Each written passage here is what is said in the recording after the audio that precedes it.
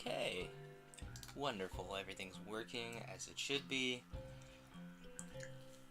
This is MisSHAPEn Love. I think we started it last time when we... Oh my gosh. Just immediately dropping frames. Thank you, Internet. Not like I need to have people see this. Whatever. It's trying. We got enough frame rate anyway. So this is MisSHAPEn Love. We started the other day when we started, or when we finished my magical divorce bureau. We'll just start a new game, because I don't want people to, like, what's the word I'm looking for? I don't want people to be, I don't want people to miss out, because this one's a real head scratcher. It's a very strange. Hang on, I think my mom is eating up a bunch of the internet, so I'm gonna ask her to not. You know what? No, we have plenty of. It seems to be working just fine. I don't know why my phone is very. My phone is just kind of refusing to charge. Anyway, so we'll start a new game. I'm bored. Here I am, sitting in class on an otherwise lovely spring morning, listening as the professor's assistant attempts to explain how to calculate the derivatives of something. The guy seems to think that finding derivatives is a high art form. Unfortunately for him, everyone else seems just really uninterested. Even the professor hasn't been in class for a week, claiming to be sick at home. Honestly, I think he just gave up on us. Hang on. I need some tea. Oh no, that's still a little warm. So, today's tea is... Oh wow. Are we still losing frames? Oh no, the amount of frames we're losing is going down. Good. I just saw the dropped frames percentage changing and I was like, worry. So anyway, I have to admire the assistant for his dedication. Despite everyone looking as bored as possible, the guy is actually trying to teach us calculus. As for me, I can barely keep myself upright in my seat. My head feels extraordinarily heavy today, as do my eyelids. Sorry. I never know how to properly begin a story. I think it's the hardest part about telling a story, because first impressions are so important. I know that feel, man. If I can't manage to sound somewhat sensible, you just close the game and play something else. You know, I'm thinking about it. Oops, I'm not technically allowed to break the fourth wall, but if you enjoy well-written visual novels with beautiful, thought-provoking plot, this game really isn't for you. In any case, I should probably do the most cliché thing and introduce myself. My name is Mia. MisSHAPEn. It's actually secretly my. I'm a freshman, a first year in college. I'm planning to study art and design. Honestly, I thought that being in the art school meant I wouldn't have to take any math-related classes. I thought I was done with math forever. Since this music's just a little bit of a loop, I'm gonna clean my headphones while I try to read. Obviously, I was wrong. Thanks to the art school's gen ed requirements, I'm now stuck in a calculus class, alongside 30 other students who don't want to be here. By now, I think everyone except for the professor's assistant has realized what a joke this class is. I'd say I feel bad for the guy, but honestly, I just don't care about calculus at all. I should mention that I care for puns even less than I care for calculus. Well, you and I aren't gonna get along, then MisSHAPEn. Unfortunately, math is a subject in which terrible puns are very common. Why do you think I like math so much? I am absolutely, life-destroyingly, soul-crushingly bored. So much so I'm bored out of my mind. Somewhere near the front of the room... Hang on, there's a thing. Somewhere near the front of the room, a self-proclaimed English major is arguing with another student about the wording of a proof. I'd question how the topic transitions from derivatives to geometric proofs, but I really don't care. I find my mind wandering to the piece of graph paper on my desk. The same piece of graph paper that makes up the background of the text. I think I made that joke last time we read this. But oh well. Oh, Are you guys seeing that graphical bug? You are. I really wish I could read what's on the screen. Oh, okay. I'm an art student, so obviously the best course of action is to doodle. For no particular reason, I draw a circle. I don't even think it qualifies as a doodle, it's just a circle. Still, the simple act of drawing a circle felt unexpectedly refreshing. Why didn't I think of this earlier? Okay, I have gum in my mouth and it's driving me nuts. I need to figure out how to get rid of this gum without, like, spitting it into something. Is this receipt an important receipt? No. Alright, someone remind me to throw that away after the stream, because I'll probably forget. I stare at the circle, and it stares back soullessly. Of course it's soulless, it's completely empty on the inside. When I was young and terrible at drawing, I liked to doodle geometric shapes on everything. I liked to draw using crayons, because crayons are easy to color with, and I thought the shapes looked boring without color.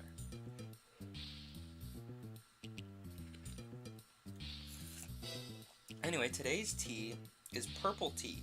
I wish I could show you that it's actually purple. It actually steeps up purple. Like, for real. And the leaves are actually kind of purple as well. And it tastes like a fairly bog standard oolong tea, but it's purple and it's neato and I like it. Anyway. In honor of the memory, I take out my colored pencils and color in the circle. When I was young and terrible at storytelling, I also liked to pretend that my doodles, my terrible non-geometric geometric shapes, were characters. I like to give them the distinct personalities and names. Creative names like circle and triangle, of course, but names nevertheless. Obviously, I'm still terrible at telling stories, so I'm naming this circle Circle. Circle looks awfully lonely, so I decide to draw it with some friends. I name the triangle Triangle, and the square Square. The three colors don't seem especially friendly to one another. Actually, they seem to clash. I find my mind wandering in even more bizarre directions. You're sharp, Triangle, but you're... Wait, no. Triangle, or Circle is a girl. We learned this last time. You're sharp, Triangle, but you're not right. Well, neither are you. Your argument's completely pointless. But I'll be square with you. Come on, sweetheart. You already made 3 points, and they're not even good. I decided to draw a purple star on my terrible comic to represent me. Our encoding overloaded there for a minute. Oops. Oh well, it wasn't a startling, impressive thing that just happened. A star showed up over the circle, and then they all migrated over there real calm-like. Well, I'll be. Wow. There's an awkward silence. I take in my surroundings and notice the landscape is graph paper, as far as my eyes can see. Now that the geometric shapes have eyes, obviously, it was a figure of speech. I look back to my new companions who, as far as I can tell, are staring at me with intense curiosity. I make my best attempt to stare back with equal intensity.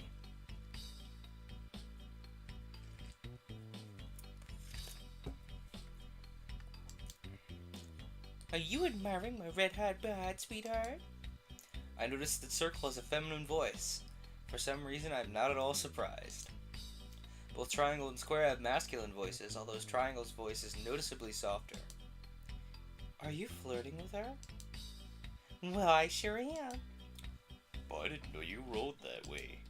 Time is Circle, sweetheart. I can roll anyway. I'm not at all straight. No straight edges, see? I attempt to read Triangle and Square's emotions, but that's impossible as they show neither facial expression or body language. I try to have no reaction to puns. I'm completely straight in case you were wondering. Why should I even tell you? At this point, I attempt to change the topic by introducing myself. I'm Star. Cute name. I'm Circle. My name is Square. Triangle has nothing to say. Yeah, he's Triangle. We call him Tri. It's nice to meet you all. Don, you're adorable. I awkwardly survey the area and see that the 4 of us seem to be the only inhabitants of this piece of paper. Seeing no excuse with which to gracefully escape my new companions, I turn back to them and attempt to start a conversation. So, what were you all arguing about? No, I don't remember. Nothing important, you know. Now that you remind me, I wasn't done. What?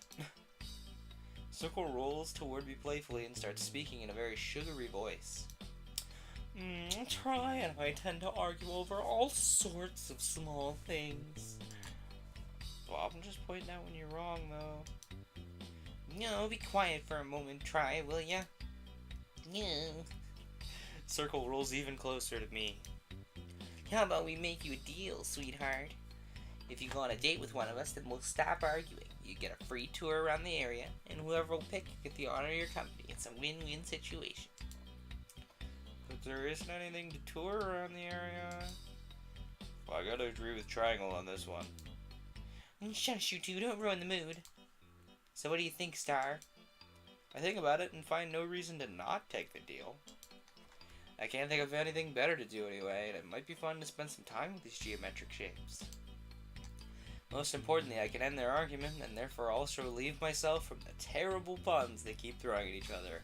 No, the loss of the puns, it is clearly traumatic. Fine, I'll take your deal. Woo! Wait, what? Obviously pleased, Circle rolls back to where Triangle and Square are standing. You're not serious, right? Tell me you're not serious. Star, you see before yourself 2 alluring bachelors and 1 bachelorette with whom you can go on a date. Tell us, who would you like to choose today? I think about it and I choose Circle because her voice is amusing. I choose Circle. You mean it? I do. Oh my gosh, I'm so happy. Well, I'm out. Bye. There they go. New Triangle and Square speed off, leaving the 2 of us alone. I'm not a conversational person by nature, but fortunately Circle is. No, my first date? Tell me, sweetheart, what would you like to do? Well, I don't know.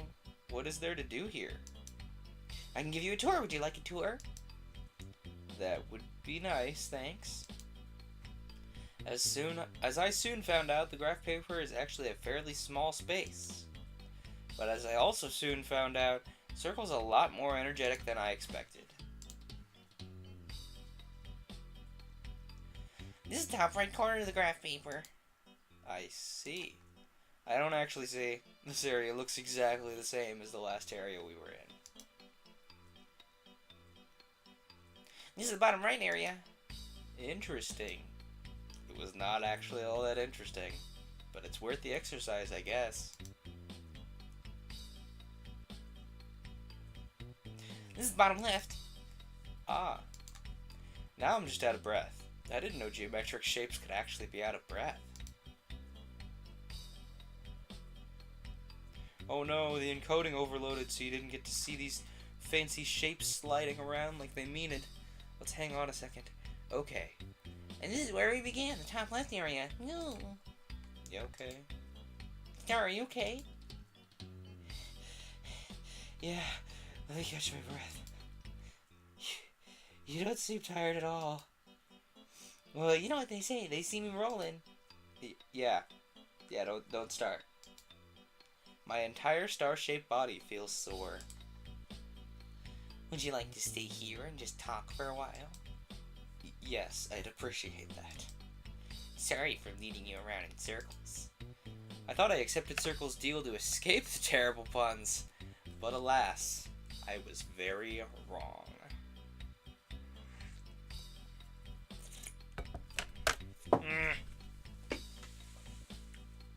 Dropped something. Hence the annoyed sound. Oop, I try to talk about innocuous topics. Well, tell me about yourself, Circle. Myself? Well, between Tri-Square and I am known as the Flirt. I'm surprised you chose me. After all, I get around, don't you know? Being the most talkative of the geometric shapes, Circle's obviously the most prone to the making of the puns. I wonder if I've made a terrible mistake. Alas, you have not made a terrible mistake. You made the best choice, because puns are my favorite.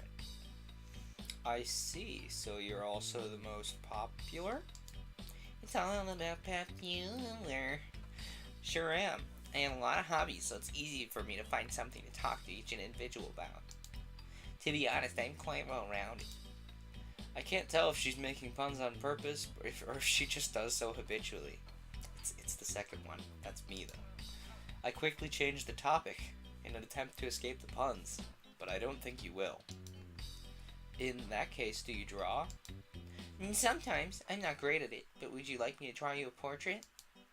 Please do. Look away for a moment, will ya? I look away for a moment, as requested. And done. I look back. Now there's a picture of the purple star on the ground. Doesn't it look just like you? It does, thanks. You're welcome. I tried to make you look as cute as possible. You're the star of the show, after all. Yuck. I experience a short existential crisis in which I remember that I have a character in a terrible Tumblr game who is daydreaming about being a geometric shape. Okay, points for writing to this one. It's very self-aware. I like it. I quickly snap out of it, however. I look a bit lonely. Can we draw you as well? Yeah, sure thing. Within moments, a picture of a red circle appears on the ground. I don't know what Circle is using to draw, or how she's managing to draw without any arms, but I probably shouldn't ask. It's looking good. Well, no, that's me. That's looking good. Don't we look cute together? We compliment each other so well. I'm not sure if compliment is intended as a math joke, but to be safe from further puns, I try to lead the conversation in a different direction for about the 500th time. Let's draw them drawing together. Sure. A tiny purple star and a tiny red circle appear on the graph paper.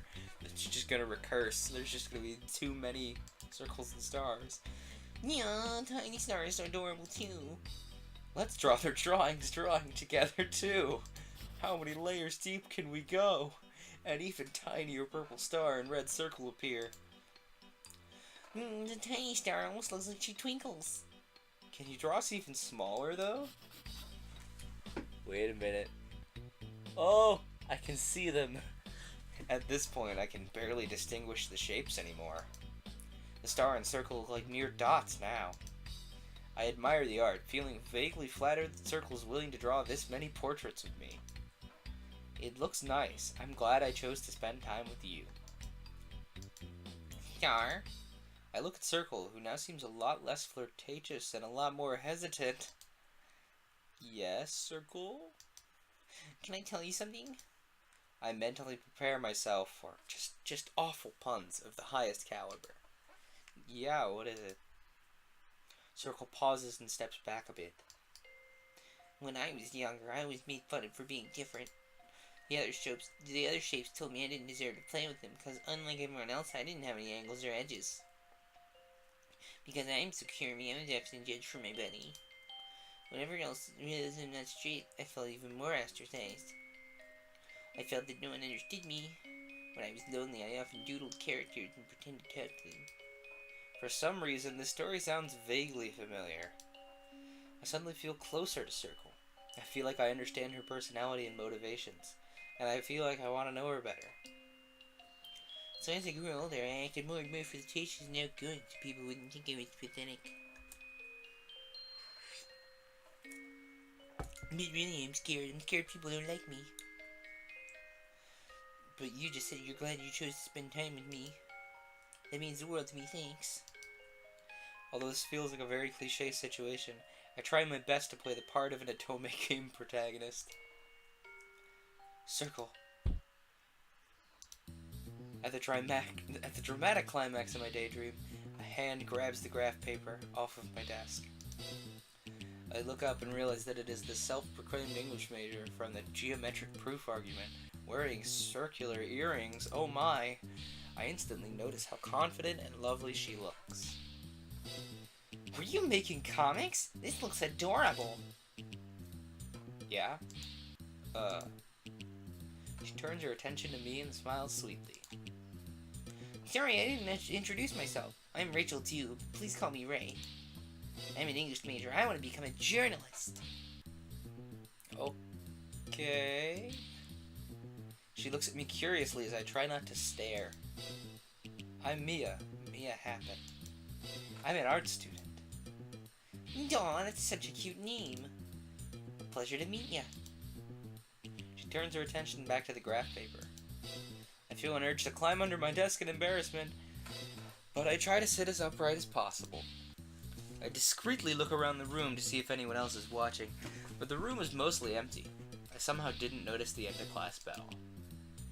It looks like you drew a lot of little circles and stars. I turn back to Ray and try to look straight-faced as possible. Yeah? I also see tiny circles and stars. Did the bigger ones have children? No. I awkwardly realize that my face is probably blushing. Still, I stare right at Ray, who's grinning at me. You're so cute when you're flustered, you know. I have to go because I have another class to get to, but we should go around together sometime and talk. Yeah, okay. I suddenly realize that I too have another class to attend. Bye, Ray! And so I bolt out of the room. I can hear Ray laughing behind me. That was the story of how I daydreamed about dating a circle. Oh boy! Alright, I think I have saves somewhere. There we go. We have the save from when we started last time with the triangle.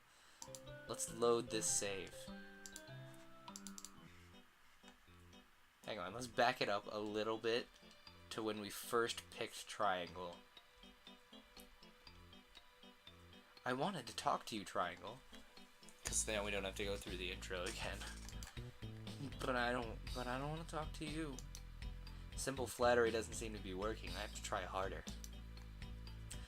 Do you know why I chose you over Circle, Try? Because I'd rather spend time with you than spend time with Circle. It's as simple as that. Won't you give me a chance? Success. Please, come a bit closer. Good enough. I've really succeeded. I've also succeeded in overloading my encoding. I really need to fix that. Thank you. Now what do you think we should do? I don't know. I don't really care either. Ugh.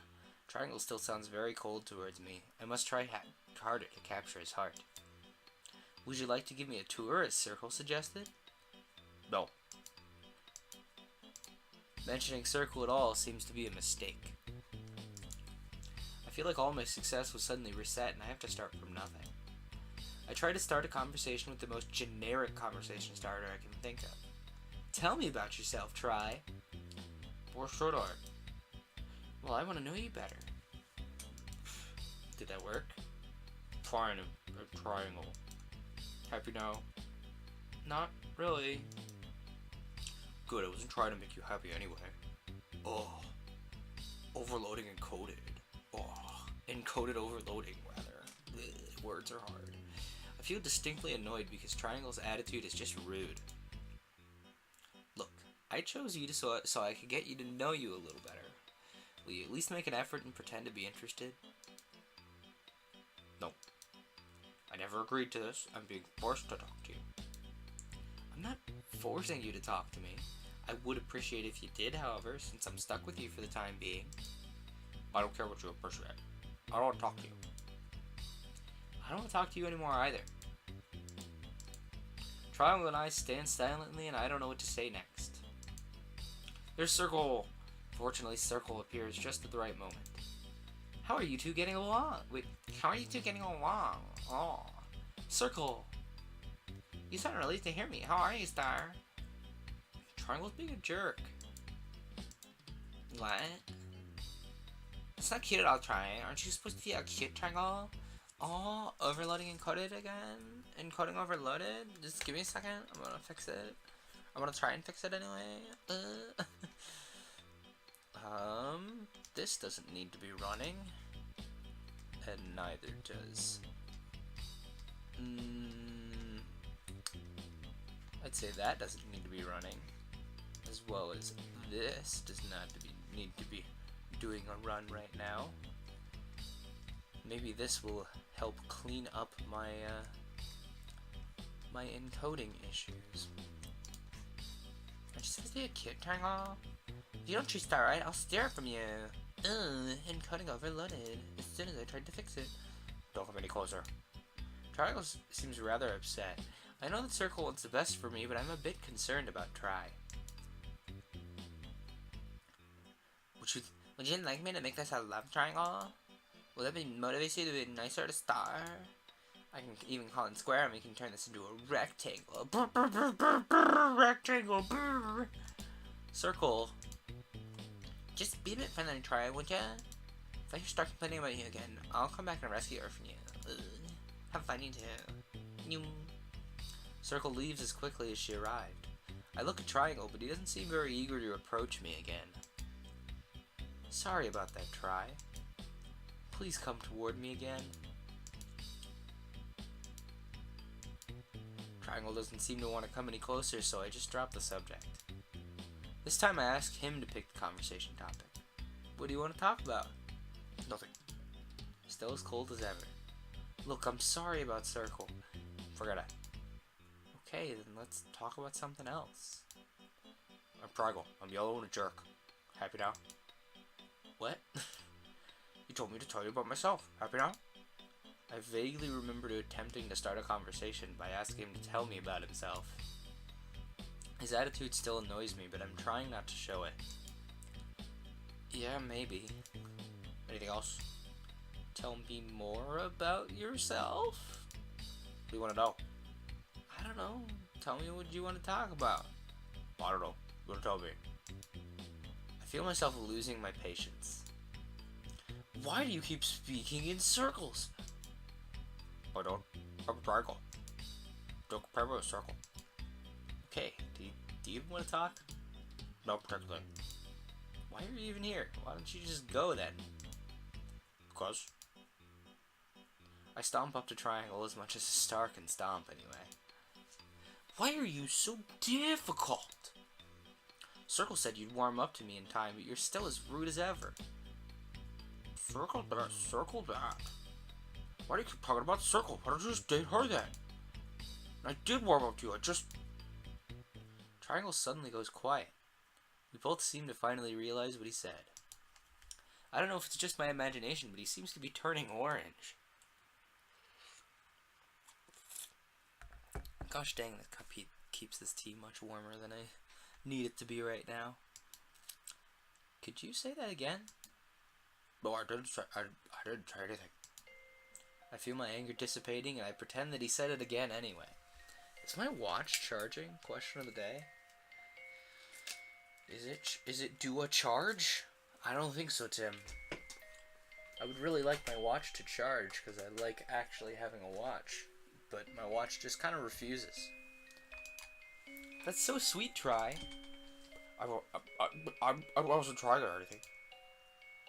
Triangle seems to realize what he said, and he turns noticeably orange. Golly. Why do you keep saying mean things, Triangle? I don't know. I just do that. You drive me crazy. I don't know how to deal with you. Even though Triangle's words sound almost ridiculously cheesy, he sounds adorable. You're actually really cute. What? There wasn't a compliment or anything. You are cute, Triangle. Oh, there is Triangle. At the dramatic climax of my daydream, once again, things are cut short. But this time, a scrunched up ball of paper hits my desk and bounces away. I look up and realize it was the boy who was arguing with the English major about geometric proofs earlier. Did you throw that? Yeah. You seemed out of it. You didn't notice the other class spell at all. I look around, and true enough, the classroom is empty except for the two of us. I stare back at the boy and realize he's kind of cute. So, who are you? Me? Angel. Angel Tri. Who are you? MisSHAPEn. I feel like I'm missing puns in these names. We stare awkwardly at each other for a moment. Well, if that's it, goodbye. I have class to go to. Wait! What? Thanks for letting me know that class ended. It was sweet of you. What? I was trying or anything. Bah. I suddenly realized what I said, and conveniently remembered that I have another class to run to. Okay, Angel, I have to run. Bye. What? And saying that, I bolted out of the classroom. As I expected, Angel didn't say anything more. That was the story of how I daydreamed about dating a triangle. Well, that's the game, because you can't date square. I tried already. Actually, let's see if we hit new game and, like, skip the intro. Skip. Oh, it's soulless. It's completely empty on the inside. Oh, maybe we get something for playing both of the endings now. Just like the game developer's heart. Why else would someone write a pun-hating protagonist into a VN like this one?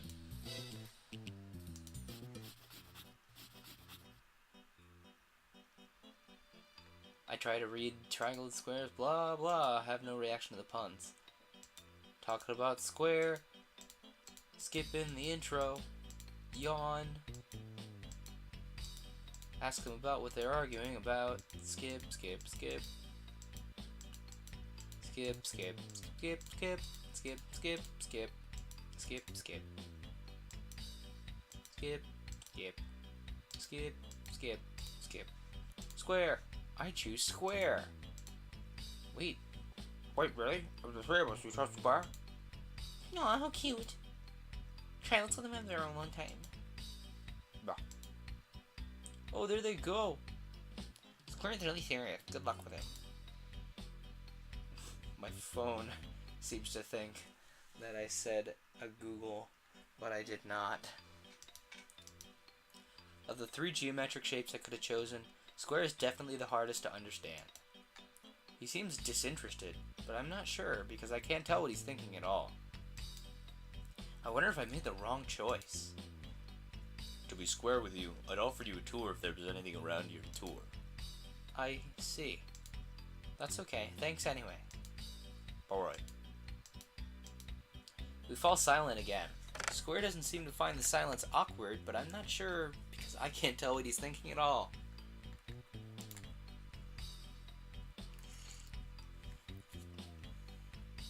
He doesn't really sound interested in anything, especially not me. If this counts as a date, it certainly isn't a successful one. I attempt to begin a conversation. Tell me about yourself, Square. To be square with you, I'm just a blue square. I see. I've been told that I'm a very serious square. Circle and triangle often complain that I am too serious. To be square with you, I'm... Wait a moment. Why do you keep saying to be square with you? Why do I keep saying what? To be square with you. Self-depreciating humor, maybe? I don't think it's self-depreciating. It just sounds like a bad sense of humor. That's me. Honestly, Square's sense of humor is worse than Circle and Triangle's terrible puns. I try to avoid puns like the plague. I find myself thinking that I definitely made the wrong choice. Do you mind not saying that every other sentence, Square? Yeah, sure, but why? Because it's repetitive and the player probably thinks the developer wrote that to pad her word count for the script. Oops, fourth wall again. Sorry. Dang, we just rebuilt that. Gosh, rude. I try to explain myself in the sweetest Otome protagonist way I can think of. Because I don't want you to be self-depreciating. Oh, you're a great Square, and I wish you believed yourself in more. Those weren't the right words, nor were they in the right order. I wish you could believe in yourself more.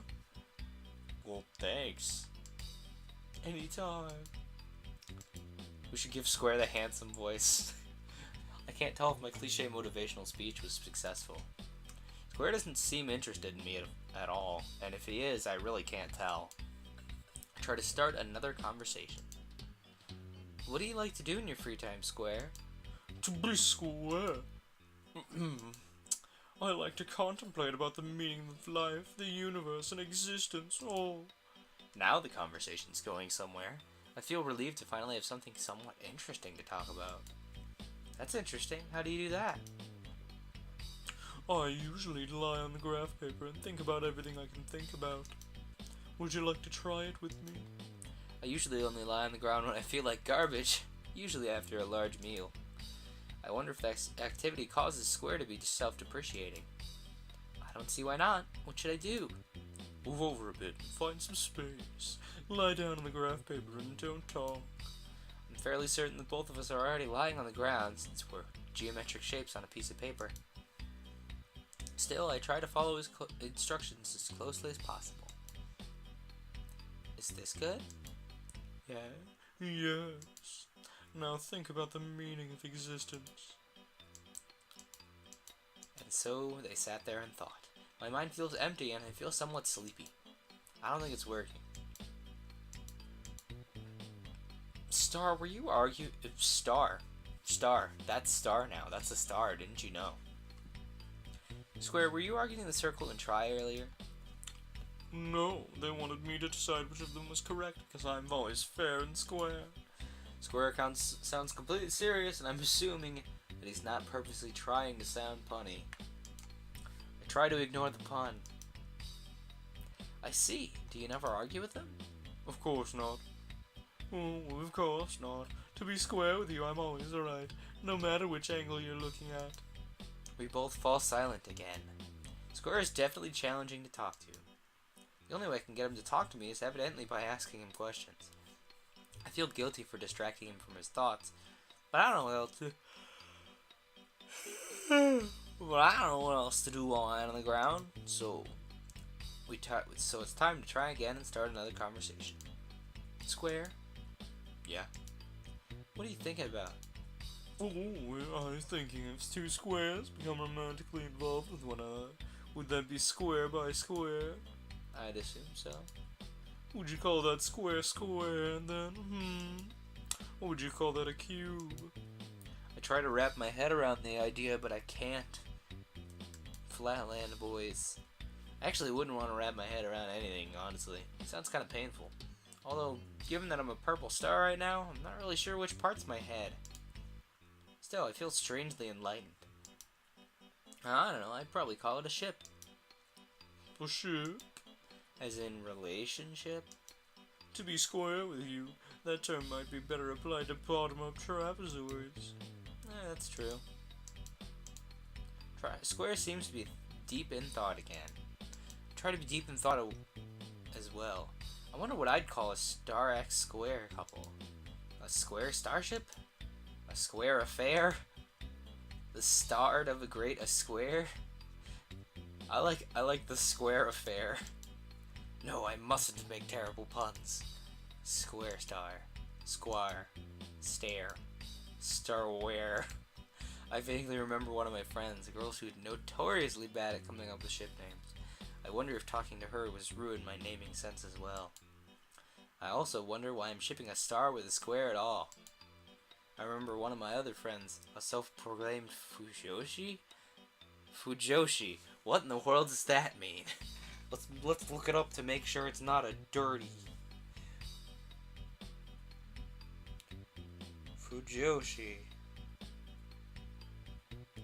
Fujoshi, literally meaning rotten girl, is a self-mockingly pejorative Japanese term for female fans of manga and novels that feature romantic relationships between men. So it's kind of like saying you're a weeaboo, but for yaoi, I think is the term. I don't know, man. Okay. Square X triangle? Square angle.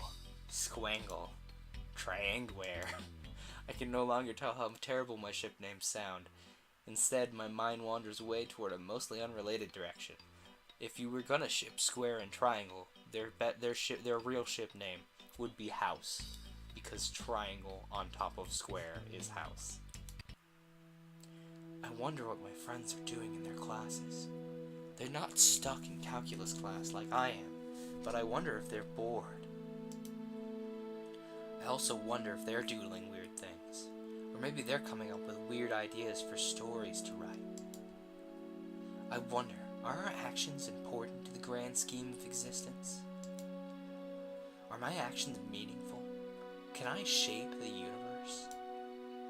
Somewhere out there, is someone watching me? Well, yeah. Is someone playing the game of my life? Yeah. Is someone making my important life decisions for me and watching the consequences of my choices? You're really hitting the nail on the head here, dude. If I am just a character to the players, am I still real? Are you real, player? I don't know, I mean, I feel pretty real. That's a good question, though. Am I even real? I somehow wrap my head around the meaning of existence, metaphorically, and become one with the universe. I feel as if I have broken beyond the limitations of the fourth wall. Is she gonna climb out of the screen and punch me in the face right now? You appear deep in thought. There goes. I'm distracted by Square's sudden words and I lose my concentration. Oh, yeah, I was.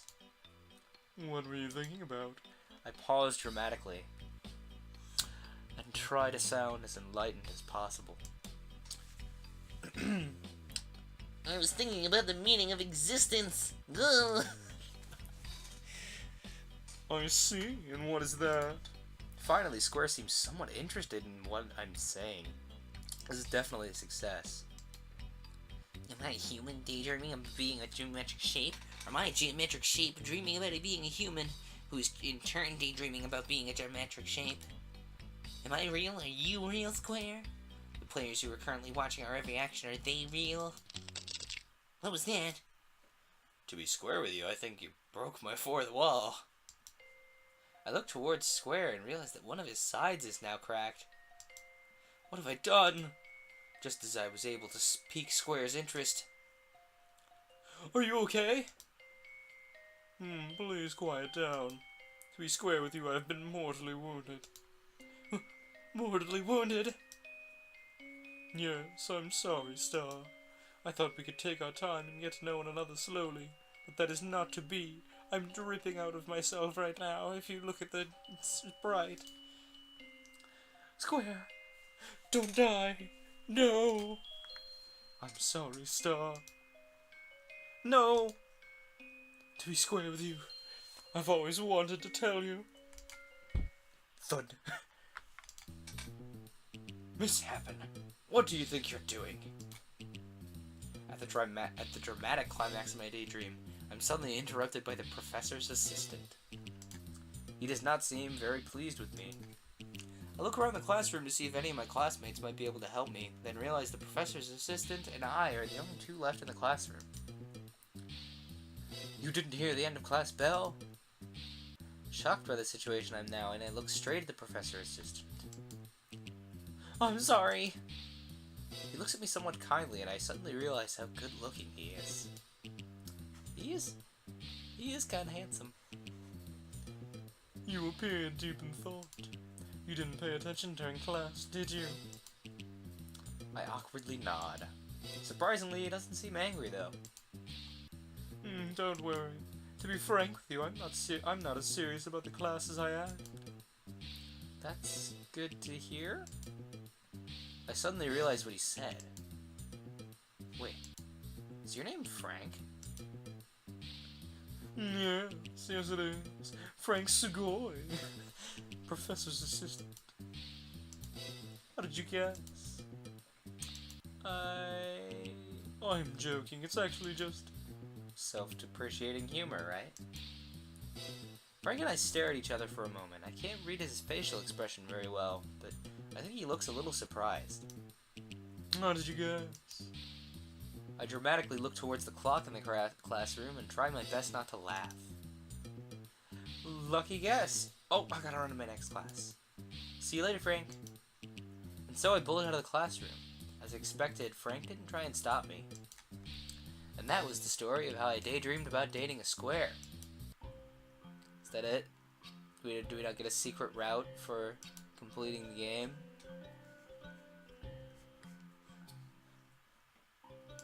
Let's start a game one more time and hit skip to see if anything comes up. Why are you back again? Oh, we do get a secret. You've already played through all 3 routes and seen all the endings. You just want to see me suffer through more punts? If I existed in your world, I'd probably punch you. Ha! That's probably my worst pun so far. At this point, you've already played through all 3 routes, so I guess I can break the 4th wall more freely. As usual, I'll introduce myself. My name is MisSHAPEn. I'm a freshman a first year in college. I'm planning to study art and design. I'm very bored and you're really not helping. Seriously, do you enjoy the terrible writing of these puns? Do you truly find them punderful? Let's just get right to where the story actually starts, okay? Somewhere near the front of the room, a self-proclaimed English major is arguing with a student about the wording of a proof. Skip. Oh, we've seen all this before. We'll hit circle and then we'll hit skip and it'll probably skip the whole thing. We'll see. Yep, they're drawing tiny circles and triangles and squares. Yep. Okay. So that was MisSHAPEn Love. We'll hit quit on that one. That was fun. That was a really nice kind of like moment at the end there where it's like, yeah, I know. You beat the game. You're expecting more. I like the fourth wall breaking on that one. That was clever. So now we have, what else do we have here? We have quite a few. I think we're going to start with Atrium.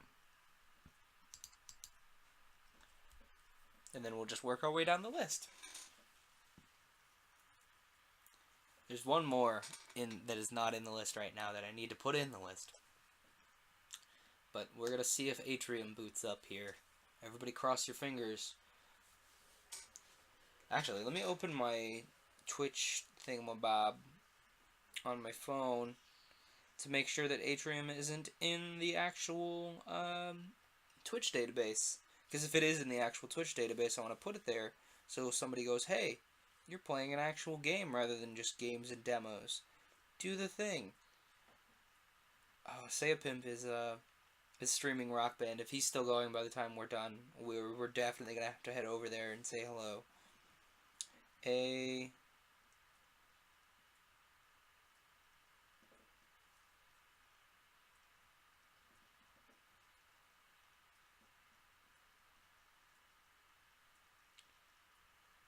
Atrium. Nope. Let's actually spell it normally. Yeah, A-T-R-I-U-M.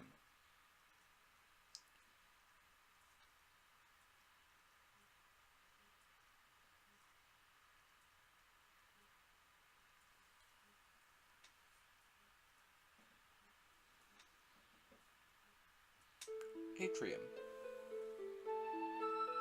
Okay, well, it's not actually in the database, but it let me type it in, so, you know, I'll take it. So this is Atrium. I don't exactly remember the details on this one, but they were obviously interesting enough details to get me to click on the actual game. Let me change the size of the window so I can see things. Is it coming up in the capture? Yes.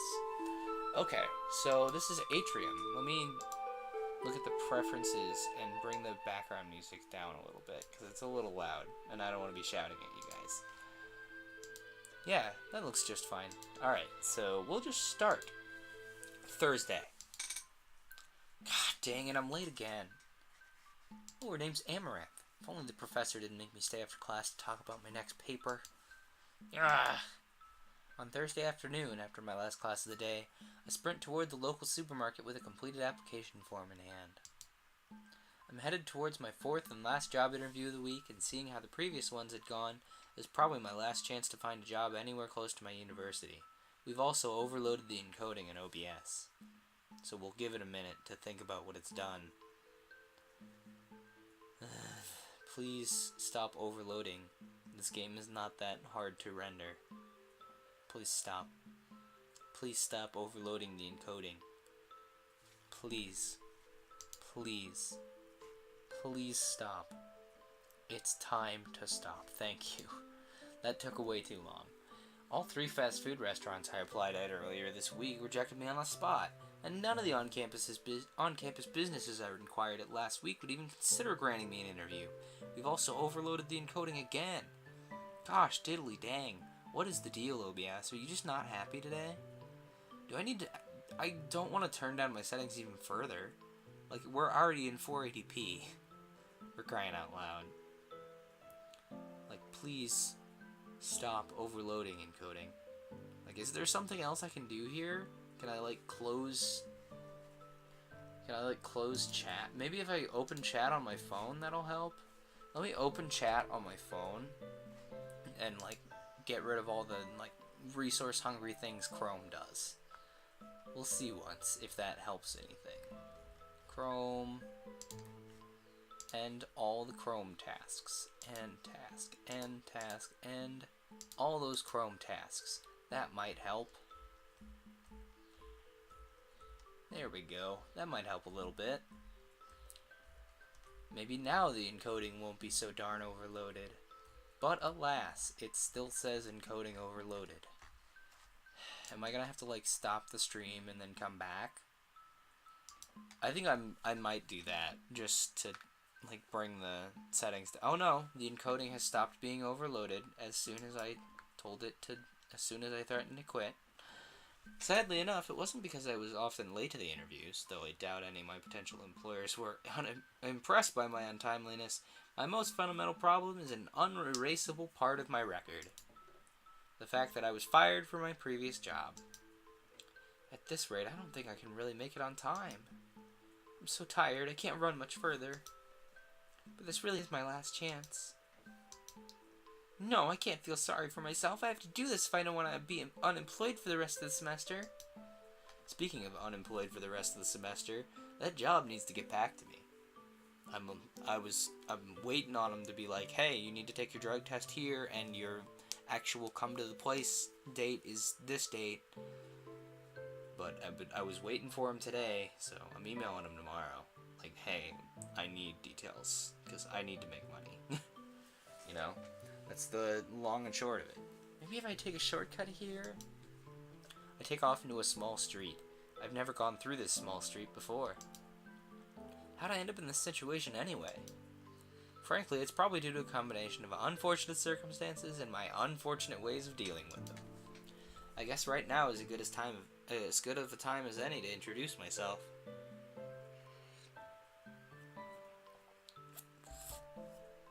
I really like the art style in this game. You know, it's like, it just is, I don't know, it just has that kind of like cute visual novel. New mail received, welcome. My name is Amaranth DuBois, or Amy from short. For short. I'm a second year student in university, and I haven't quite figured out what I want to study. Let's look at our phone because we have a new message. Messages. Hello! I'm Alcor from Studio Dipper, and I'd like to welcome you to Atrium. You're playing the first demo version of the game, released in April of this year. You're currently in Amy's phone. The content of the phone updates as you play, and you'll be notified whenever that happens. Check here often for supplements to your game experience. If you missed this feature the first time or would like to re-experience it, you can clear Amy's phone data after finishing the demo at least once. Although the demo is short, I hope you'll enjoy it. With love, Alcor. There's credits. We'll leave those on. Actually, let's read them. It's been produced by Studio Dipper. Written by Alcor. Character art by Alcor. Backgrounds by Alcor. Music written by Alcor. Arranged by Calum.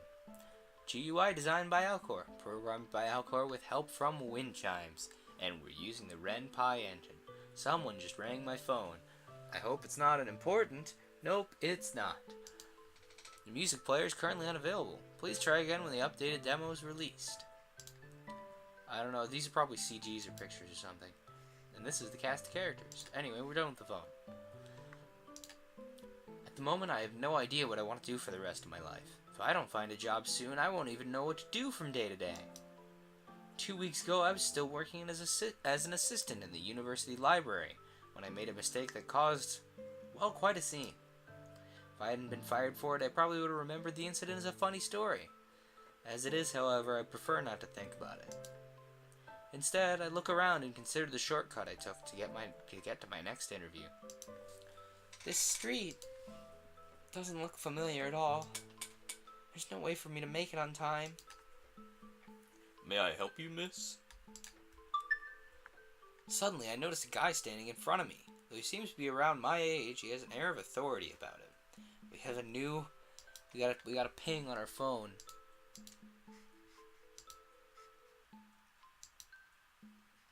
Love interest 1. New ally spotted. This love interest is rarely seen without a smile.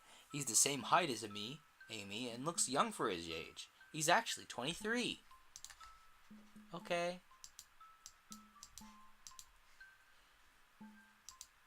I immediately notice his strange hair clip, his hoodie with the ridiculously long sleeves, and his semi-slouched posture. I don't have a weird hair clip, and I don't care to go find my hoodie, but slouched posture. Is he a mugger? I'm fine, thanks. But I asked if I may help you. If not if I can. I'm quite certain that I can help you. No crap, definitely a mugger. The strange guy is standing in the center of the sidewalk, making it impossible for me to continue walking forward. I briefly considered running in the other direction, but he seems much more fit than I am, and I decide not to risk it.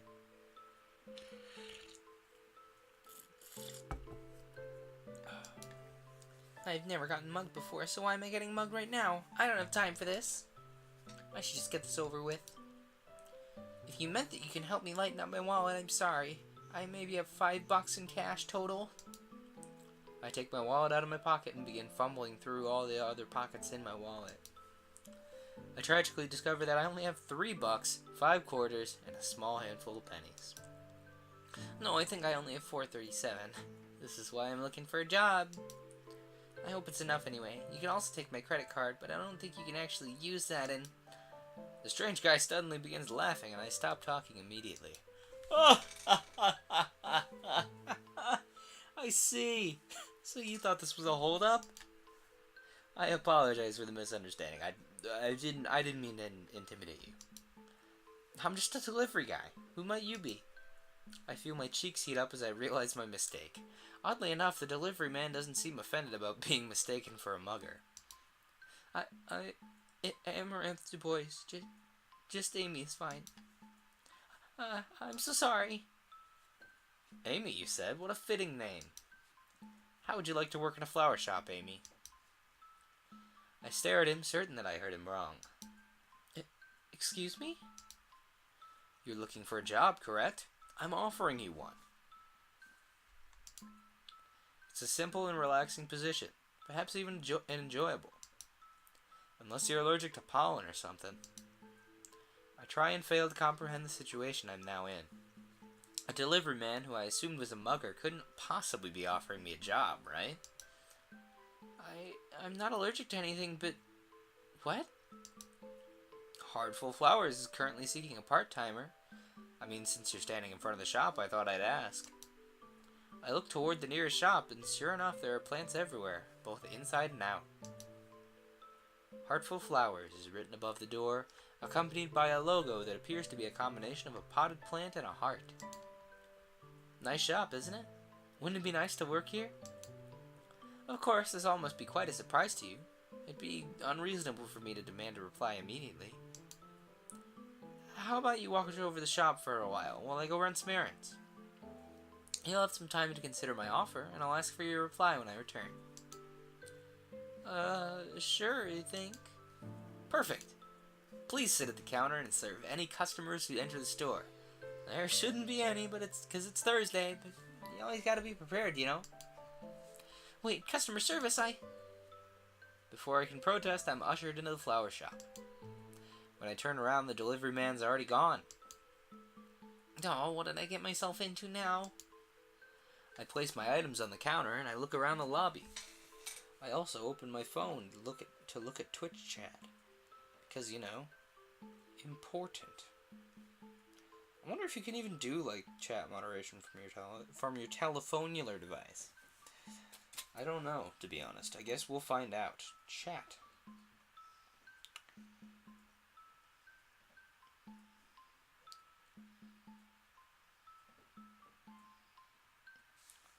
I place my items on the counter and look around the lobby. The lobby is fairly small, and the plants all over the place make the room appear even smaller than it actually is.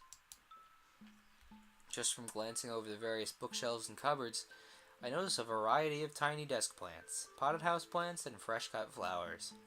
There are also numerous books lying around, all of them about horticulture or floral design.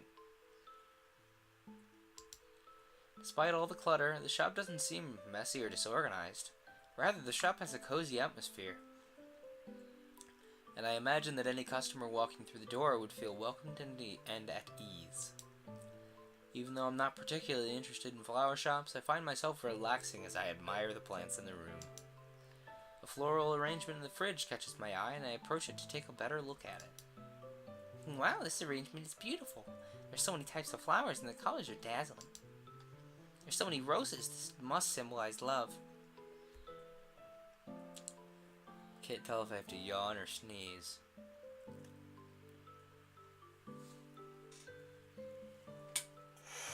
Oh, guess it was a yawn. If someone gave me this to me as a gift, I think my heart would bust right out of my chest. Whoever made this must be very considerate and understand love very well.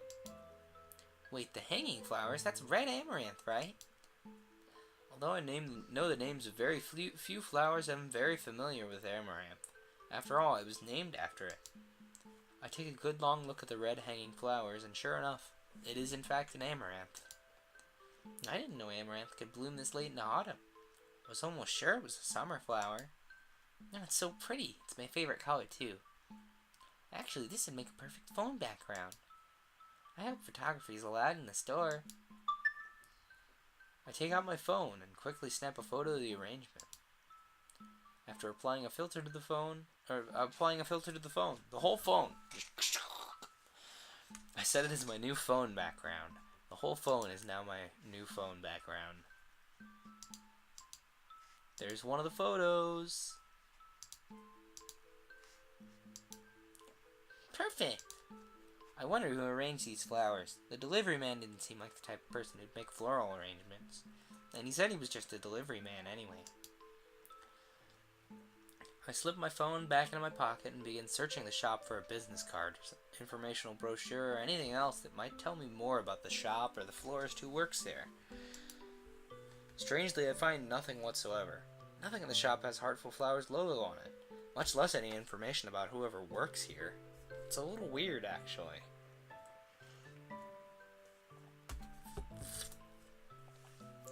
Maybe the shop is new and hasn't made any promotional materials? I wonder if it has a website. I sit down in the chair behind the counter and take out my phone again. Searching for Heartful Flowers. I'm pleasantly surprised to see that the small shop actually has a website, and quite a decent looking one at that. This looks like a promising source of information. About. Heartful Flowers is a wholesale flower retailer and floral design firm. We're located on Mizar Street, close to Dipper University, and we're open year-round. Visit our store to find out more about what we can do for you. Or not. I browsed through the other pages of the website, and all the text is similarly lacking in actual information. And this website doesn't really tell me much about the shop. Maybe I'll mention this to the delivery guy later. I spend a while searching for reviews and testimonials about Heartful Flowers on popular consumer review sites, but I'm disappointed to find that even those comments are vague and uninformative. It seems that the flower shop owner is very well liked and respected by his customers, though it's unclear what he exactly does to earn him this esteem. The more comments I read, the more curious I am about the man who actually works in this shop. It's a little weird, because there's nothing about him. But he seems to be well liked. 10 out of 10 would recommend. My request was taken care of perfectly. I'll never need to look for another florist. Excellent service and the utmost dedication to his work. This man definitely knows what he's doing, and you can trust him to handle any request. Mr. Pierce is an expert at taking care of flowers, and above all, he's reliable, trustworthy, and considerate. Mr. Pierce? Hello. I nearly dropped my phone in surprise. Hello. No need to fret, it's just me. I assume no customers came by today? No, none at all. As expected, then. Thank you for your work today, Amy. I wouldn't have been able to complete my deliveries without your help. Wait, you're done already? How long have I been here? Well, nearly 2 hours. I'm quite impressed with your dedication, actually. I was almost certain you'd be gone by the time I came back. I hope sitting behind the counter wasn't too dull. Oh, it was my pleasure. Although I know you have a pretty bad sense of time. I'm actually surprised the 2 hours passed in what I thought was 5 minutes. Did you mean me streaming?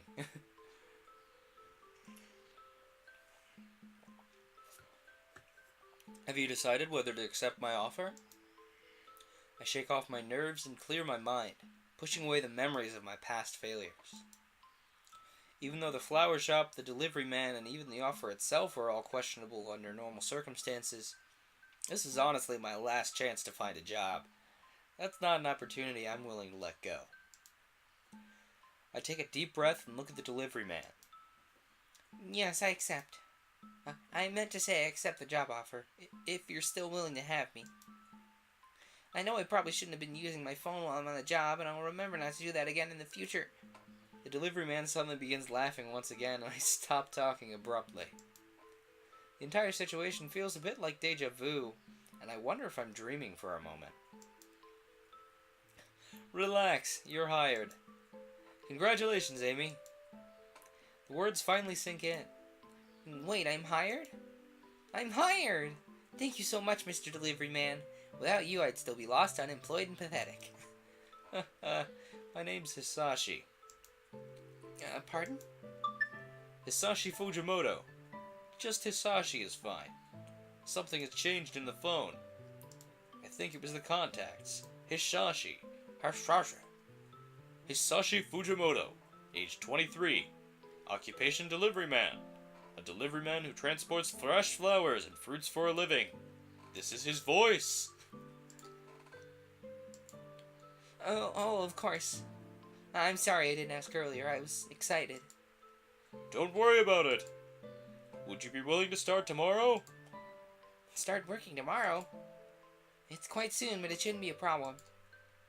Isn't there any documentation that needs to be done before I can, legally work here? Yes, but that's quite easy. Hisashi swipes away my supermarket job application off the countertop. Hisashi swipes my supermarket job application off the countertop and begins looking over it. I'm suddenly reminded of what I was doing before I ended up in the flower shop. No, I never showed up for my job interview. I should have at least called to let him know I wasn't going. That's a basic courtesy. But I completely forgot. No one will hire me if I keep being this irresponsible.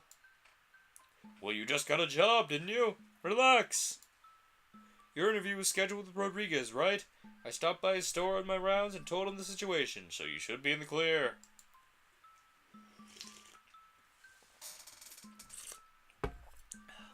I can only stare at Hisashi with surprise and gratitude. Hisashi picks up a pen from the counter and scribbles something on the job application, then smiles at me. 2 hours per afternoon every weekday. $15 an hour. Sound alright to you? 15? $15 is a starting salary for a university student? I mean, yes, thank you so much. Perfect. See you tomorrow then, the same as today. I'll prepare the other documents and you can sign them next week. I pick up my purse and nod at Hisashi. Thank you, I'll see you tomorrow. Amaranth's profile has been updated. As I skip homeward, I wonder how in the world I was lucky enough to get this job. And then I look at my profile since it's been updated. Amaranth Du Bois. Age 19, occupation student, part-timer. A college student hired by Hisashi to work at Heartful Flowers. Yeah,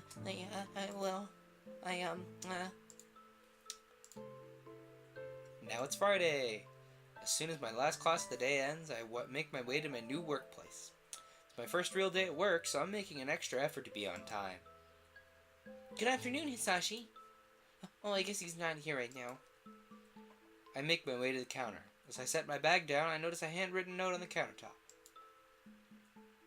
Hello, Ami. Please water the plants today. When you're done in the lobby, please also water the plants in the front of the store. I'll be back soon. Hisashi. Hisashi has such neat handwriting. It's not the type of handwriting I expected from him. The job sounds easy enough, though. I pick up a watering can from under the counter and begin searching for a faucet. There isn't really a faucet in the lobby, though, which isn't too surprising. There's probably a sink in the back. I push aside the curtains over the doorway and enter the back area of the shop. I find myself at a small hallway with a sink at one end and a storage closet at the other. Long tables line both ends of the hallway, and their surfaces are cluttered with orchids. The most eye-catching part of this hallway is the large set of doors right before me. Such a large door for such a small shop. Is this an atrium? Roll credits. I attempt to open the door with my free hand, but it doesn't budge. It must be locked.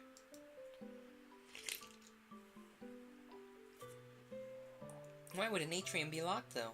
If anything, it'd serve as a good room for displaying plants.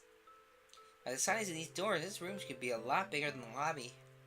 I should ask Hisashi about it later if I remember to. But first, time to water some plants. I fill up the watering can in the sink that didn't get mentioned and return to the lobby. I hum to myself as I begin watering the potted plants.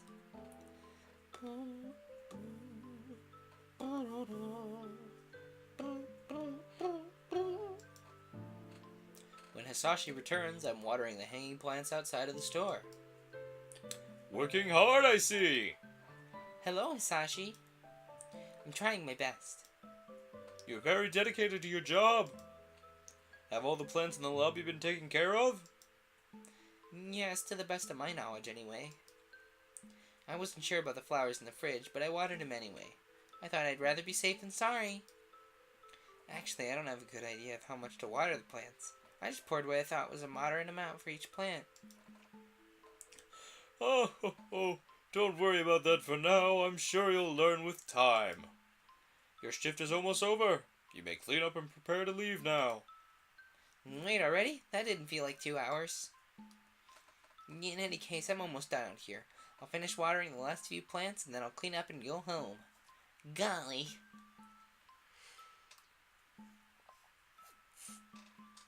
By the time I finish this, it'll be at a drinkable temperature. I really do enjoy this purple tea. I really should get more of it. But I'm not sure that I can. Because I want to have it more often. It's really good. Hitachi watches me curiously for a moment, and then chuckles and enters the store. I continue humming as I water the last of the hanging plants, then empty the watering can onto the cement and return into the store. I place the watering can under the counter and put on my bag.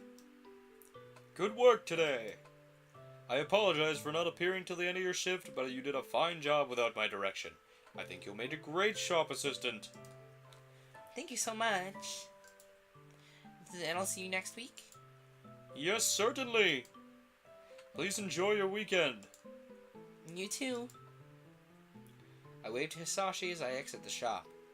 As the door swings shut behind me, I realize that I forgot to ask Hisashi about the locked room.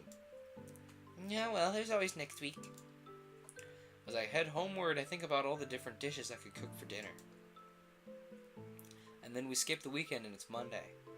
When I walk into Heartful Flowers on Monday afternoon, I was almost certain that the store would be empty. I assumed that Hisashi would be out on his deliveries and that maybe he left me another note on the counter. Instead, I'm greeted by the sight of a tall, long-haired guy standing behind the counter. At the sound of the door, he looks up and makes eye contact with me.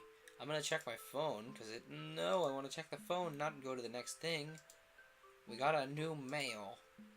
Love interest number 2. New ally spotted. This love interest almost never smiles.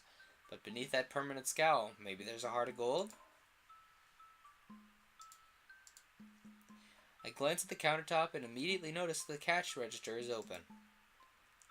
A thief. He's a thief. Wow, you really assume the worst, young lady. Hisashi must have left the door open for me, and then this guy came in to take what he can. Can I help you? The guy's nonchalant attitude annoys me, and I hold up one hand in an accusatory gesture.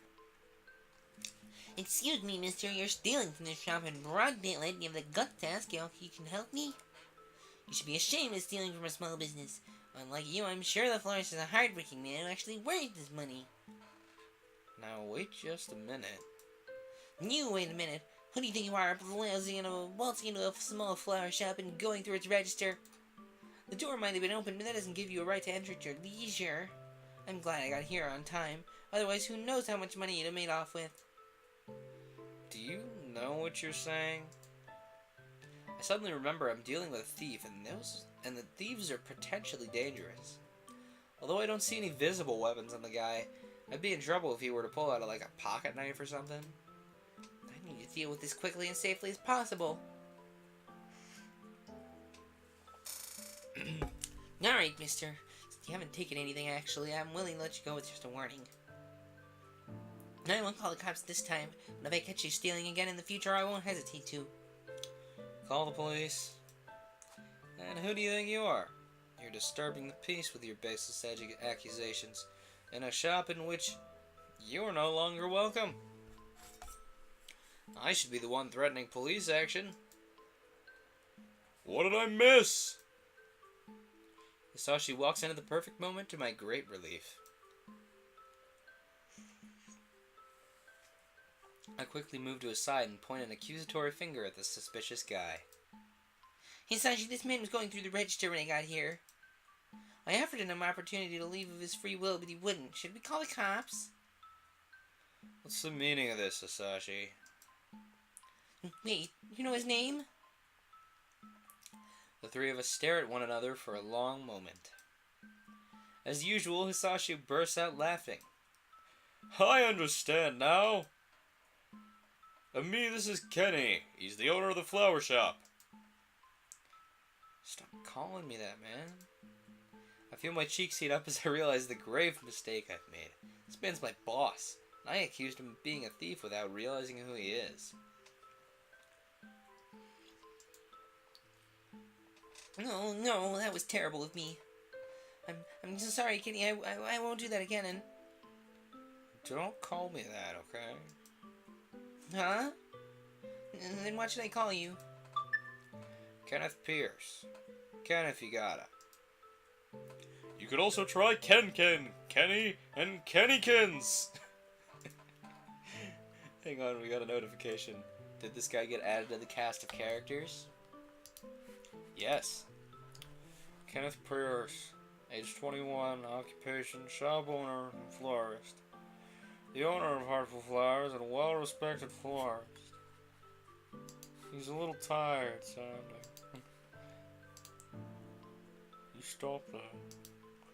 The fact that Kenneth seems to be good friends with Hisashi puts me at ease, at least a little bit. It's nice to meet you. I'm Amaranth Dubois, or Amy for short. Kenneth gives Hisashi a look that I can only interpret as exasperation.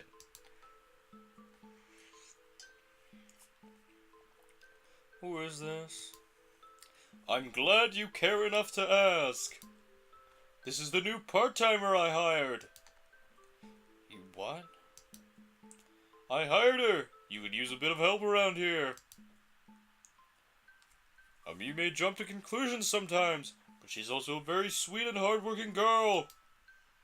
No. No? No, I won't take a part-timer. I feel my heart sink. Wait, but I need this job. I mean, I haven't been able to find a job since I got fired 3 weeks ago. My last chance at another job was last Thursday, but I missed that interview to help Hisashi with the shop. I don't have anywhere else to go. Please let me work here. If you were fired from your previous job, that's even less reason for me to hire you, okay? Even if you weren't fired and didn't accuse me of being a thief in my own store, I don't need your help. I can manage the shop on my own. I am rendered speechless by Kenneth's words. Fortunately, Hisashi steps to my defense. You're being too harsh on her, Kenta. I can vouch for her work ethic, and I can confirm her story. Technically, she's already been hired. I have the contract prepared and ready for signing. The answer's still no. I know that you try to do everything on your own, but sometimes it's better to accept help. That's why I'm here. I only asked you to watch the shop while I was away. You have no right to hire a part-timer from my store. Stop deciding things for me. I'm not a kid anymore, you know. Kenta, stop! I'm really sorry. Mr. Pierce. The tense moment is interrupted by a handsome young man walking into the store. Now hear me out. If I were to take off my glasses and not have this beard and be anime, kind of look like this guy. And we got information about him in my phone. Messages. LI3. New ally spotted. Of the 3 love interests, this one is canonically the cutest. He's also the youngest at 17 to 18. And later in the game, anyway. So we're picking this... Oh, so we're picking this guy because he looks like me, right? As soon as he's through the door, he sneezes and blows his nose into a tissue. I don't have a tissue. As he approaches Kenneth, I wipe the tears from my eyes. No, you're finally back, Mr. Pierce. So how was the conference? Was there any new information about... Actually, no, let's just give this guy my voice, because he kind of sounds like me. Or kind of looks like me, anyway. You're finally back, Mr. Pierce. So how was the conference? Was there any new information about... He turns away from Kenneth before sneezing again. Excuse me.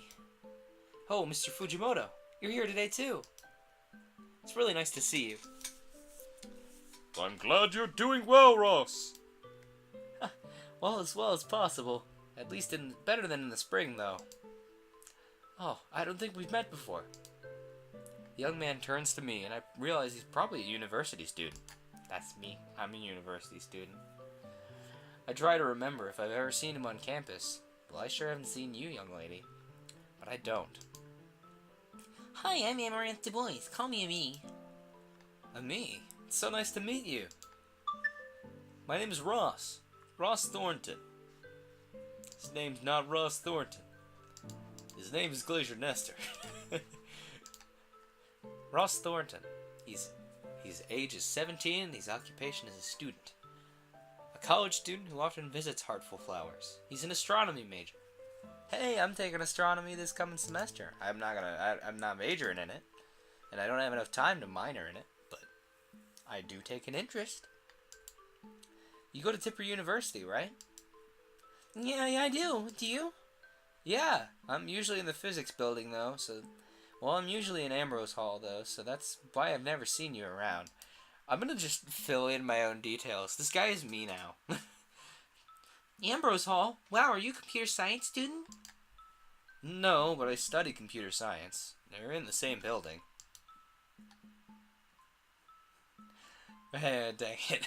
Physics building? Are you a physics student? No, but I study computer science. I mean, I'm pretty sure we're in the same building as physics. Oh, that's an awesome major. Thanks, man. I haven't figured out what to study yet, so I usually go between different department buildings. I'm sure you'll figure it out with time. I mean, it's kind of a thing. I hope you find a major you're passionate about. Maybe you could major in, like, botany or something, because flowers and whatnot. Thanks. Kenneth clears his throat quietly, and I suddenly remember that Ross and I are not alone in the room. Ross dabs at his nose. Dab. Please, no one post that still. Cue, like, 6 people posting that still. He dabs at his nose with the tissue as he addresses Kenneth once more. Just a sec. Mr. Pierce, is Amy your new assistant? What? No, Yes, she is. No, congrats! You finally got somebody to help around the shop.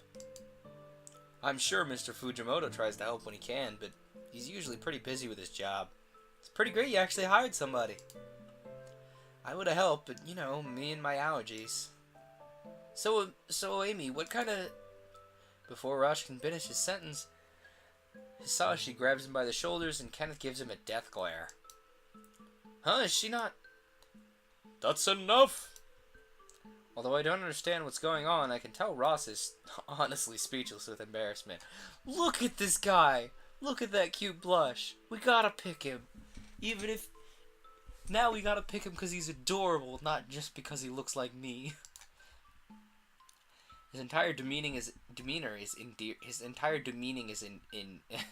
His entire demeaning is endearer. I couldn't even get my getting wrong. His entire demeanor is endearing, almost like a puppy. He also kind of looks like PBG. Like, you scribble a little goatee on him, change the color of his eyes, I think. He would pass as a pretty alright PBG. It's fine, you can ask your question. Ross, why don't you ask Ken the questions you came here for? Both other guys remove their hands from Ross's mouth, and Ross visibly tries to regain his composure. Right. He takes a deep breath, sneezes, and then takes another deep breath.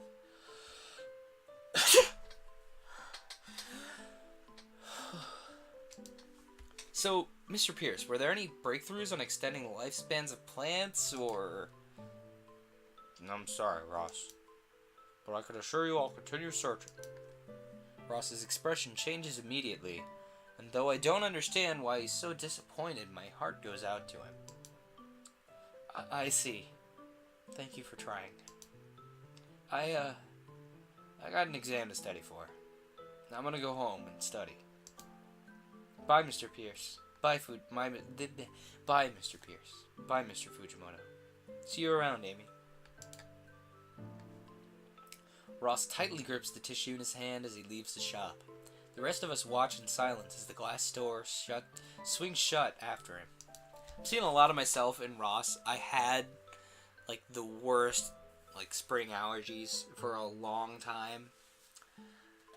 I could have picked astronomy as a major, in all honesty. Honestly, if I hadn't been so interested in computers, probably would have picked astronomy or medicine. So, but then again, a lot of me thinking space is neat is from things I've been exposed to via the computer. So, I think if I wasn't a computer kid, I would have been just a vastly different person. So, you know, it's hard to speculate. But maybe if I didn't enjoy programming, I might have gone medicine or astronomy. I don't know. But then again, if I wouldn't have enjoyed programming, then I probably wouldn't have wanted to sit through all the astronomy math. I don't know. And, like, I don't have any experience with astronomy. You know, but maybe we'll find out, like, later at some point, later in the year when I start taking that astronomy class. We'll see how I like astronomy. I mean, if I really enjoy it, then, you know, that may be a pointed thing, you know? Anyway. Finally, Kenneth sighs. Let's get back to the novel and start reading. Finally, Kenneth sighs. Alright, Amaranth, I'll give you a chance. A chance? I'll allow you to work here for a few days and see if you're helpful. If you aren't, I won't allow any complaints when you're rejected. Do I make myself clear? Yeah. I mean, thank you for granting me this opportunity. Don't thank me with words. Prove to me that you're as good as Hisashi thinks you are.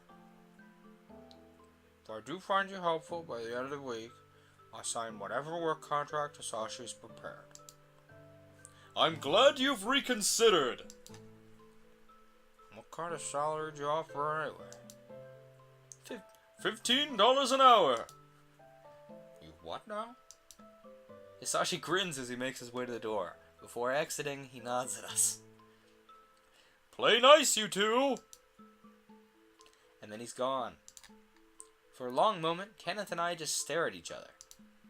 Surprisingly, he's the one who looks away first. Why are you still here? Oh, I thought I was supposed to try working here? Today's been enough of a mess. Come back tomorrow and you can start then. I smile at him, relieved that he's genuinely allowing me a chance to earn the job. Thanks, Kenneth. I really appreciate this. Get out. Although the situation isn't ideal, I'm smiling as I exit the shop. As I skip down the street, I suddenly remember that Kenneth Pierce is the florist that was mentioned in the comments on the customer review sites I visited. But he's such a sourpuss. Wait, no. But he's such a sourpuss. The reviews make him sound like a completely different person. There's no way he could have made that beautiful floral arrangement. Absolutely no way. All profiles have been updated. This is how I came to work at Heartful Flowers, and this is my story. Let's look at the profiles since they've been updated. Ross Thornton. We've learned a new thing about Ross Thornton. He seems oddly interested in plant lifespans and often visits Kenneth to ask questions. He's a bit formal, and he calls Kenneth Mr. Pierce and Hisashi Mr. Fujimoto. For some reason, he refuses to use phones. He's a bit of a gruff, doesn't seem to have a sense of humor. He's highly independent and doesn't like to ask for help. He lives in the storage closet at Heart for Flowers and doesn't leave the shop unless it's necessary. That's kind of fair. We couldn't tell by the voice I was making. Hisashi Fujimoto! We've learned new things. He's a delivery man who transports fresh flowers and fruits for a living. He's eccentric but well-intentioned. Likes apples, his truck, and meshing with Kenneth. Seems to know everyone in town and has a reputation as a really nice guy. He seems to know Kenneth from way back. He takes care of Cartful Flowers when Kenneth is away. Is there a new thing about Amy? Nope. Well, actually, yeah. Energetic and headstrong. Tends to jump to conclusions, but is quick to apologize for her mistakes. She has a poor sense of time, but can be highly dedicated to her work. Was fired from her previous job at the library due to an embarrassing mistake that we don't know all that much about. Thank you for playing. It's the end of the demo. Oh, we got some mail here. NaNoRenO 2017. Atrium was created over the course of a month and a couple extra days for the 2017 NaNoRenO Game Jam. It's my solo project for the most part, though I'd like to give special thanks to Wind Chimes for help with coding the character sprites, and Calum for arranging the original soundtrack. You guys are amazing. I'd also like to give a shout out to the Book Sleeper team, which I worked with on another project this Nano. Please try Book Sleeper when it comes out. We did try Book Sleeper when it was unfinished. That was good, so was this. Last but not least, thank you to all the individuals who encouraged me this month. Thanks to all of you who are playing the game. Oh, thanks, Alcor. Your support is appreciated. Well, I'm gonna have to stay abreast on this one, because this actually seems really interesting. What's next for Atrium? I'll now begin work on a longer demo of the game, which should cover at least a third of the full game, with a tentative release of this summer. The full game will probably come out late 2017 or 2017. It'll be released late 2017 or sometime in 2018. It'll be a pay-what-you-want game, and it'll be available for free. You gotta follow the Studio Dipper for updates at their Tumblr and their Twitter, or we can follow Alcor on Tumblr or Twitter. Thank you for giving Atrium a chance, and I'd love to hear your feedback. Well, I'm gonna have to remember to comment on this one, because this actually seems really well done. It seems really well written. I'm interested. I'm also surprised that there is a character that looks a lot like me. So, that was Atrium. We'll quit that one, and we'll, I guess, bring up the next thing in line here. Next is Amplitude. So, we'll find out what that one's like, I suppose. Amplitude. I gotta change the game name, check the chat and all that whatnot. Is there anyone yelling at me in chat like, hey, your audio is vomit-inducing, please fix? No? Okay. No? Okay, yeah. So now we're playing Amplitude. Oh, it's gonna think we're playing the rhythm game Amplitude, I think. Oh well, the game's actually called Amplitude. I actually do want to play like the rhythm game Amplitude. A Wavy Time with a Novel is the new title, since we're playing Amplitude now. Get it? Because Amplitude like waves? Oh, yeah. Come on, Amplitude. I believe in you. You can start. I don't want to click it again, because then it's going to have two of them. It tends to do that. Oh well, we'll click it again. Everybody cross your fingers. Hopefully Amplitude will open. Did I not just update my game? Yeah, it says we're playing Amplitude. There we go. There are two... Oh, wait a minute. Whoa, hey, back it up, man. There was a warning about... There was a content warning.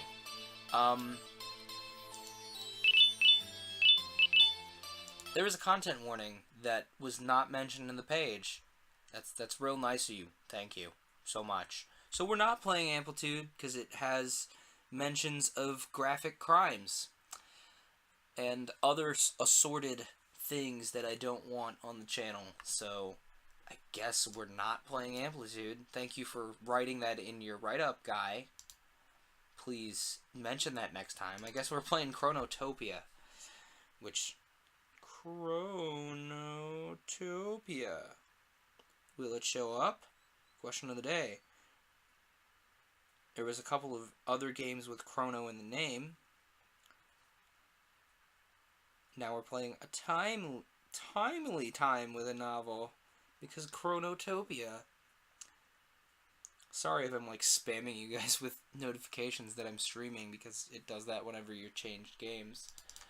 Well, while we wait for Chronotopia to boot, I guess, we'll tweet out that we're on to a different game.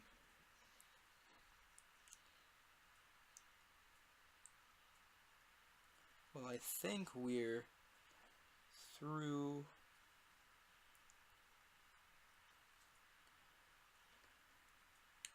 with the weird. Now we're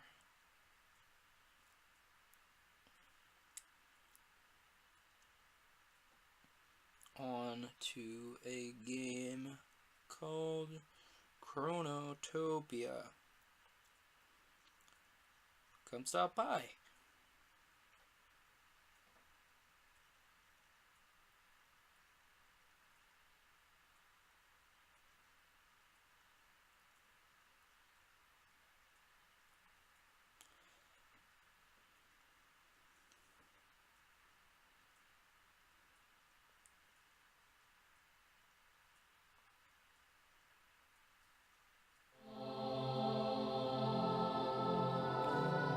Are there 2 copies of this open? There are 2 copies of this open. Okay, this is Chronotopia. It is lagging like that on my end too, so worry not.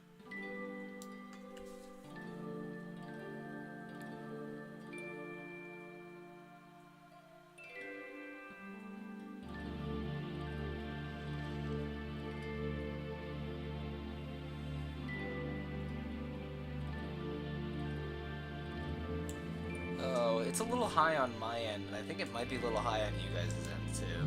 So we'll bring the sound down, even though this is a really pretty soundtrack. Ooh, and it comes in French and English. We're gonna play it in English because that's the only that's the only way I know.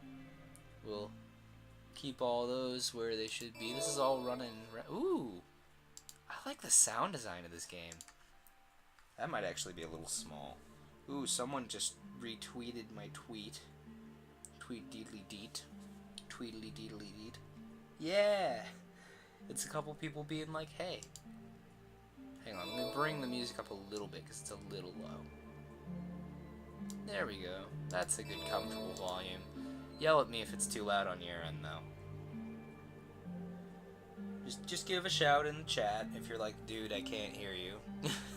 Because it seems just about like the right amount for me.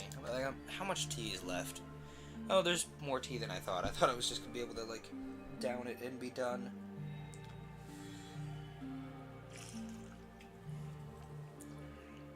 Welcome to Chronotopia. I don't remember the synopsis for this one, but given what's in the title, it's gonna have something to do with time. I like how did it all begin? I like the design of this already. Before my eyes was the most beautiful landscape one could imagine. A vast and infinite blue sky. A bright sky with hints of clouds. I could have never dreamed of a better place to adorn my last moments. To be honest, it would almost be a waste. The light's so bright, so powerful that it's making me fade away. Some thin strands of hair obscure my eyes from time to time. My weight makes me fall lower and lower, again and again. Lower and lower and lower. Yes, I'm drowning in this vast and fickle landscape. Bit by bit, I'm getting lost in my confusing thoughts. My whole being is growing numb. I'm like straw at the whim of the wind, taken far away by it. What I was is fading away. My memories, what define me, they disappear. To be honest, as my body approaches the ground, as I brace for impact, nothing matters anymore. I'd like to say I'm afraid, but I don't feel anything anymore. All I know is that I do not deserve what's up there. I'm not worthy of flying. While my corporeal being shatters into pieces, my mind keeps moving. Particles flow all over my stiff and heavy body. Everything's getting dark and silent. I don't know where I'm going, but I know that this is where I belong. Therein lies my punishment. I'm going back to the original darkness. How can I even be forgiven? A rustling sound woke me up. My eyes opened by themselves, almost against my will, to reveal a blurry and gray world. Confused, I tried to move my body, and yet all of a sudden it became so heavy it wouldn't answer me. After some long minutes of struggling with myself, I eventually managed to move my fingertips. And yet something was still holding me back. Suddenly I realized I wasn't lying on a bed. I wasn't lying on my bed. That I wasn't waking up from a long and comfortable night. I opened my eyes wide. I was standing up. Ooh, that's some nice Foley. I was standing up, held against a wall by some plants hanging at my limbs. A soft, vegetal wall enveloped me wholly in some sort of protective and comfortable cocoon. I pulled at the plants a bit and tore them apart with my hands, eventually freeing myself entirely. I couldn't stay here. I had to get out. Determined, I pierced the membrane and dove into the unknown. I found myself in a gigantic temple, plunged in twilight. Pale lunar rays passed from above through the vault, which allowed my eyes to get used to the darkness, so I could finally see what the night was hiding inside the building. All around me there were dozens and dozens of cocoons, just like mine, lying around quietly. This is really good music. Disturbed, I drew closer to the nearest one and took a look through the shiny and translucent membrane. There was someone inside, a sleeping human being. I was deeply unsettled by this discovery. Despite my numb mouth and hazy mind, it was clear to me those poor souls were being held captive against their will, and I knew I had to free them. As I was ready to tear the plants surrounding the cocoon of the unknown woman, I heard a bell tinkling behind me. I turned around. A strange figure was standing a few yards from me. A man or perhaps a woman leaning on a cane, wearing a long robe akin to a monk's, with their eyes covered by a black blindfold. Who are you? What even is this place? Instead of answering, the apparition simply gestures for me to come closer. I stand still for a moment. After all, I didn't know who they were, so I had no reason to trust them. But it was also the only human being who could tell me what I was doing here, in such an enigmatic place. Could I hope to find an answer without their help? As I stood there, motionless and mistrustful, the person stretched a hand towards me, and I sighed. In the end, this blind person appeared quite innocuous to me. Had they wanted to coerce me, they would have tried to do so earlier.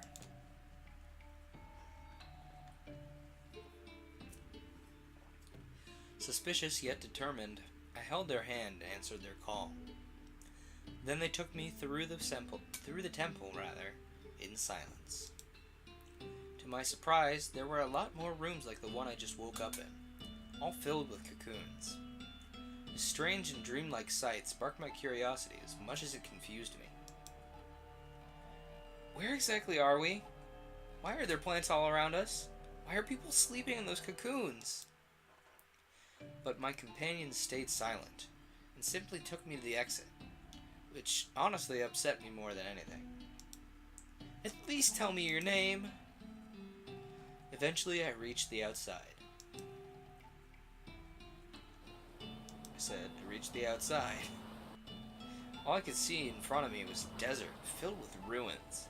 Luxurious plants covered wrecked buildings, yet the atmosphere was far too dry. Bursts of wind blew over the muddy ground, making whirlwinds of dust float up in the air.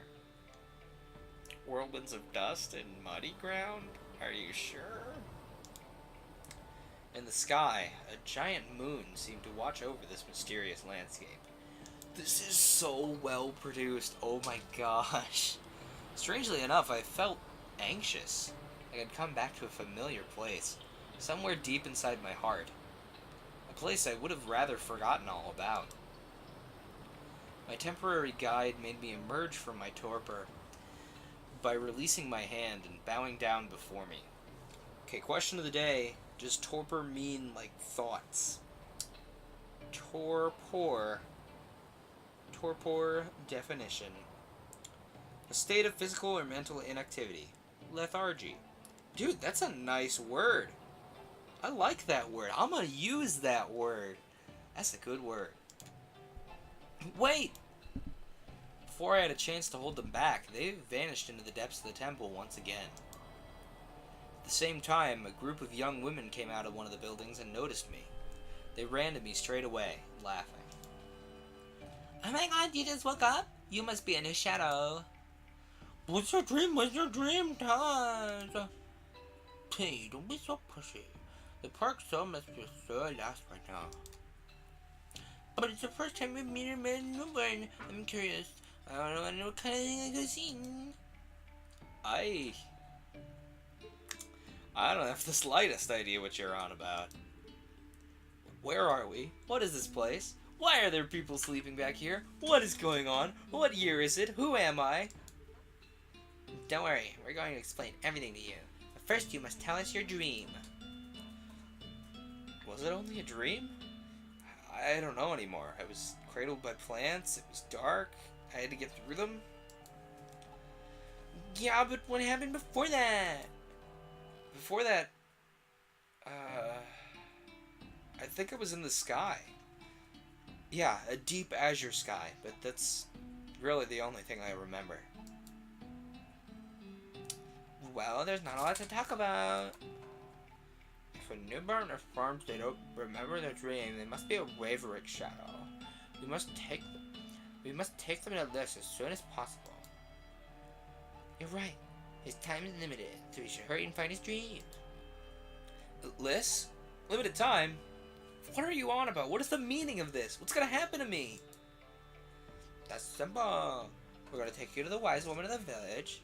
She's the most knowledgeable person around, so she'll know how to help you. Absolutely, and she'll explain the whole thing far better than us. My head was a real mess. I had no idea what was happening. So far, no person I had met appeared harmful, but still, nothing made any sort of sense. So I lazily let my new friends guide me through the ruins. We met other people along the way. Men and women of all ages, wearing wide and rather warm clothes, which were probably shielding them from the wind and the dryness.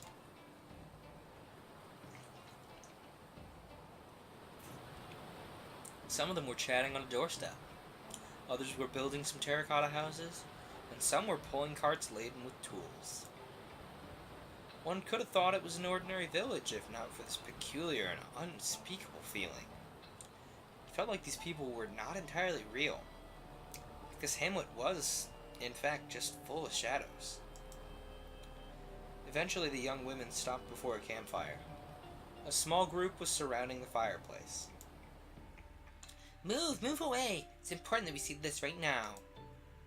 That's true, we may have found our wavering shadow. As soon as she had spoken, another voice, sharp, yet soft, answered. Let me see. The villagers moved aside in a flash, and then I saw her. A young woman stood straight amongst the crowd, full of confidence. She was wearing a pure white dress that contrasted with the gray and dirty air. With a bright red cloak on her shoulder, she shook her brown hair and smiled mysteriously. Her piercing eyes saw right through my flesh. Okay, so since I am a big old nerd, I want to talk about the difference between a cape and a cloak. So traditionally, a cape is what you see on a superhero. It just kind of is attached at the shoulders and it flows behind them and it's just kind of there, and it's usually a decorative piece. It's kind of it's a stylistic choice most of the time. However, a cloak is oftentimes used as more of a utility. It surrounds the shoulders and it clasps usually at the neck or the breastbone. And if it's like the one that I have and it's used for warmth, it often has a hood. I was wrong at some point in my life because I was like, oh, I'm a big pedant. I like to say this is cape, this is cloak. Oh, I thought the hood was the big thing, but it's actually, where the clasp is and how it's styled. If it's supposed to like fit over your shoulders and it clasps at the neck, it's more of a cloak style. And there is kind of a spectrum there, but it's also very clearly that's also a cloak because it clasps near the neck. It's over the shoulders. It's more of a protective garment, not as much of a fashion statement as this cape that billows behind me, Anyway, back to the book. Her piercing eyes saw right through my flesh. As if she'd put a finger over my heart. A sharp pain ran through my stomach and my skull. Her eyes reminded me of the sky, the great azure sky. And the coldness of the ground when my guts spilled onto the floor. I was falling, I was drowning. I was gonna hit the floor. I was only fate's toy, a thing without a will. Yes, that was my dream, a fall. But was it really a dream? The wind blowing in my hair felt so real, the light so bright. And before that, before falling, I was on a lighthouse's promontory. I was watching over the landscape from the top of the tower. The air was fresh, just warm enough, and the sun was caressing my skin. But despite all that, I jumped. I was the one who did it. I killed myself. But why? I do not know. I don't remember why I did it. This game is really, really well done, oh my gosh. When I finally came back to my senses, the young woman was staring at me with a large smile.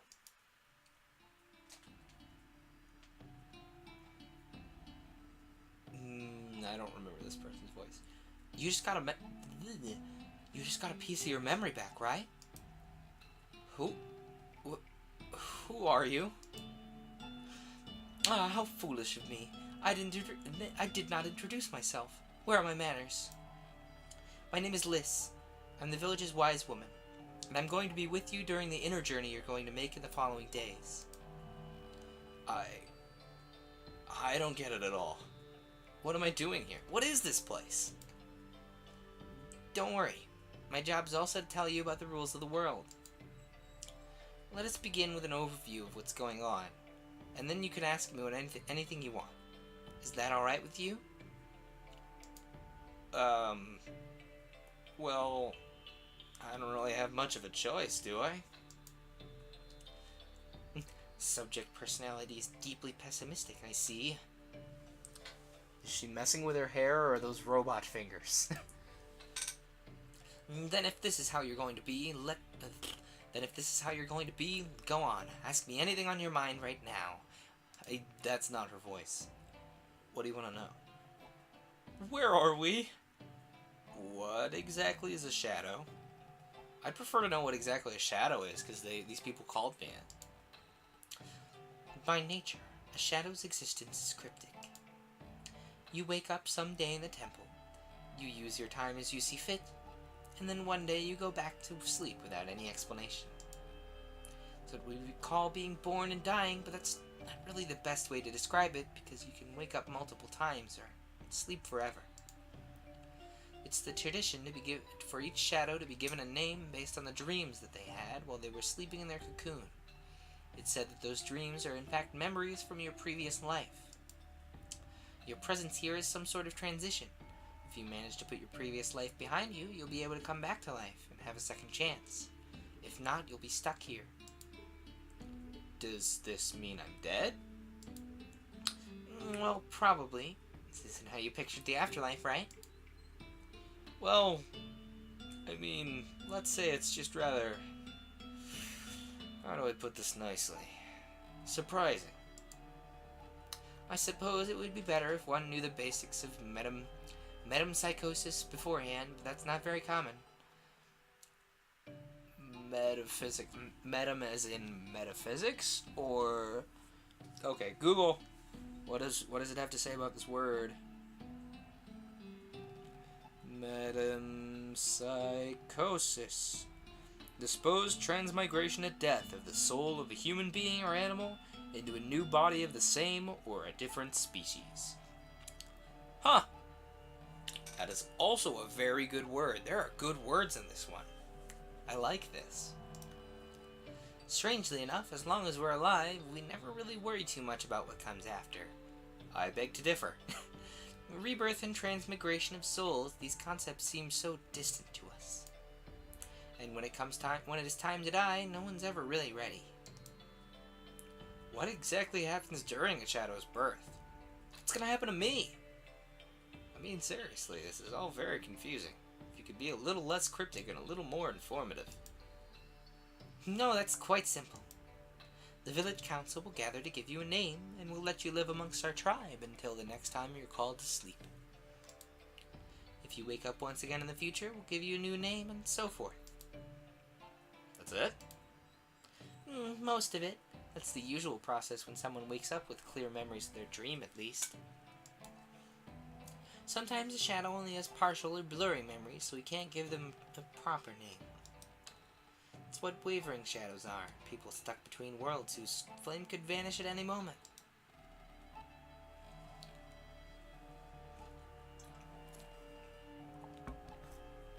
Well, now that we have a good understanding of what shadows are, let's ask where we are.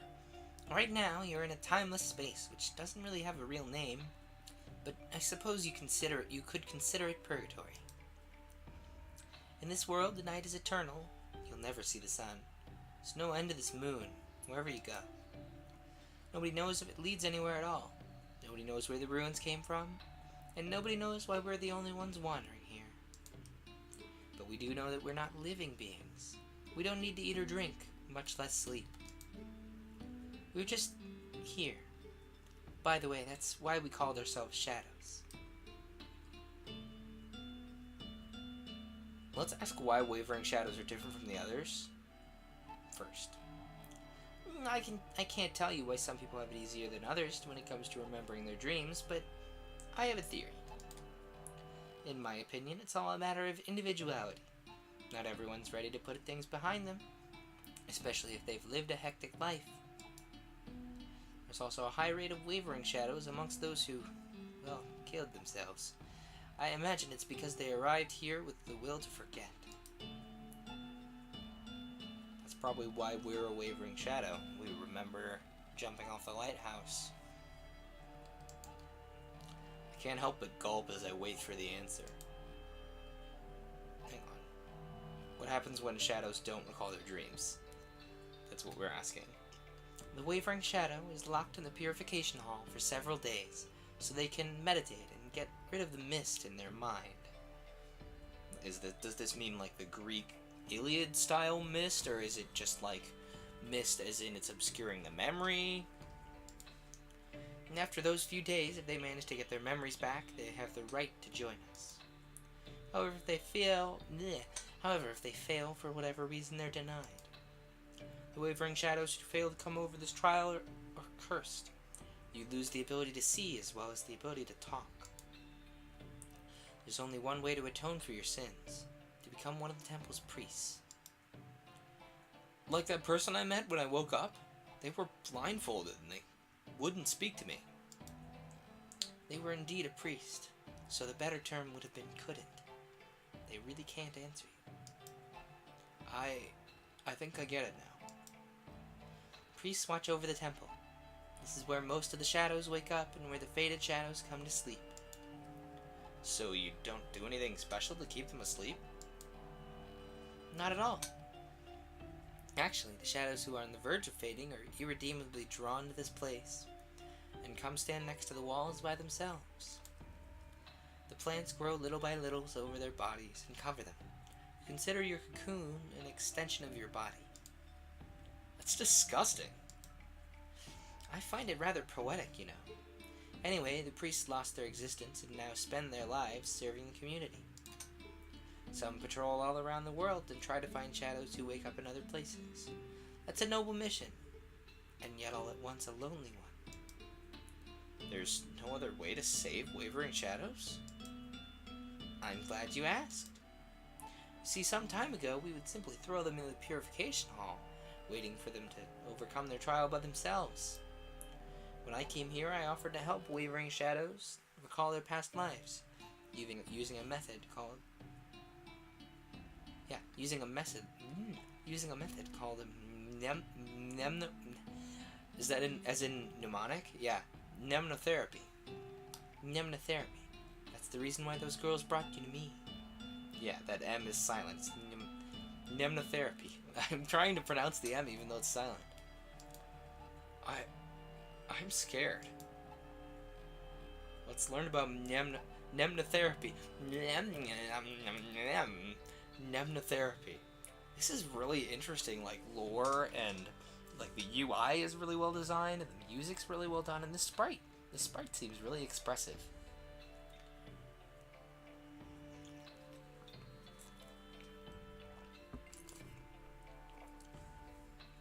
What is mnemotherapy? What is mnemotherapy? The whole process simply involves an analogy. I tell stories that involve universal themes suited to my interlocutor's personality, and then they have to draw parallels with their past life by themselves. I assume interlocutor is the person receiving mnemotherapy, but we'll Google for safety. Interlocutor. A person who takes part in a dialogue, yep. My method might appear childish to you, but it does help stimulate the memory. Wouldn't stimulate it, then we'd be out of luck. All I have to do is listen to you and react when something seems familiar? Exactly. I'm going to make you explore Uchronia, and you'll have to find pieces of your memory. Uchronia probably meaning story. Uchronia? You must be familiar with it. Oh, Uchronia. I get it. Because Utopia is in perfect society. Uchronia is in perfect time. Well done. You must be familiar with the concept of Utopia.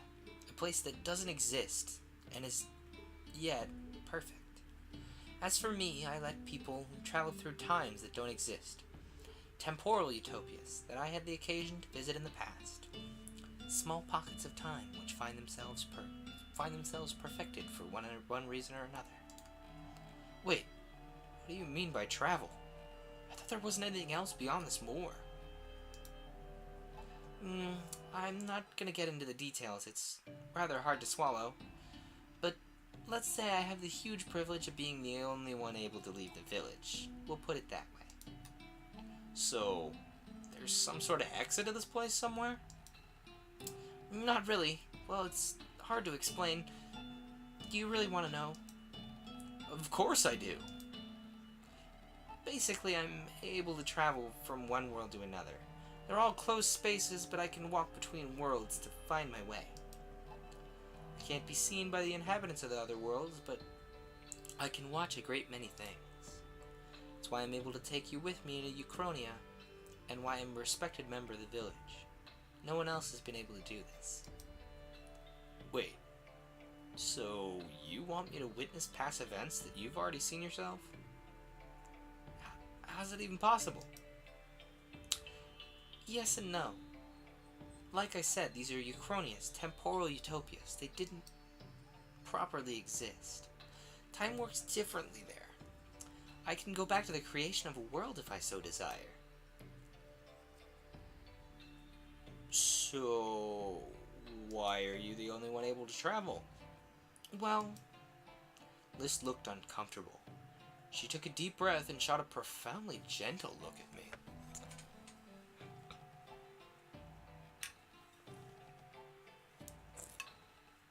There's not much tea left. I think I need to switch to water anyway.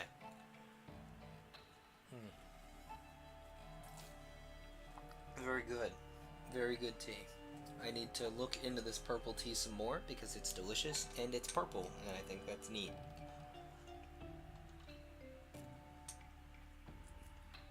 Well, it's as purple as green tea is green, you know? Sometimes it's only somewhat purple. It also still has that, like, dark, I guess just tea color to it, you know? When you brew a cup of black tea, you know? Imagine that that color is slightly shifted towards a purple. It's still more purple than the average tea, you know? And the actual leaves are definitely either black or bordering on purple, so...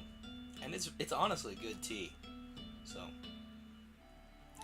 It'd be interesting to see if you could grow it indoors, like, or just even... Well, not out of doors in this climate, I don't think it would do well. But it'd be interesting to see if you could do it, like, hydroponically indoors. But then also you wouldn't be able to have it very often, because, like...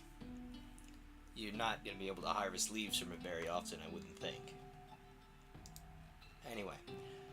Well, shadows aren't really people to begin with, and the things you see in your dreams aren't really from a past life. In fact, we're ideas, all of us. Our dreams are concepts. But a concept is a shifting thing at best, so it's quite normal to be put to sleep and come back to life as a new variation of that concept. The thing is, nobody here realizes it, or rather, nobody wants to admit it. Because if there's an idea, then there's someone who thought of that idea, and being the toy of some unseen being is not pleasant. I'm the only one here who accepted myself as an incomplete idea and embraced my true essence. That's all. Ideas, but... Ideas can't feel and think. That's ridiculous. We have to be human. See, I knew you wouldn't believe me. Still, it's the truth. This place does have a name. The Idea's Graveyard. You and I are both incomplete characters in a story that has never been told. That's why we're doomed to be born again and again, hoping to achieve our final form and obtain the acceptance of our maker. That's preposterous! That's also a great idea, and I'm glad you wrote this story.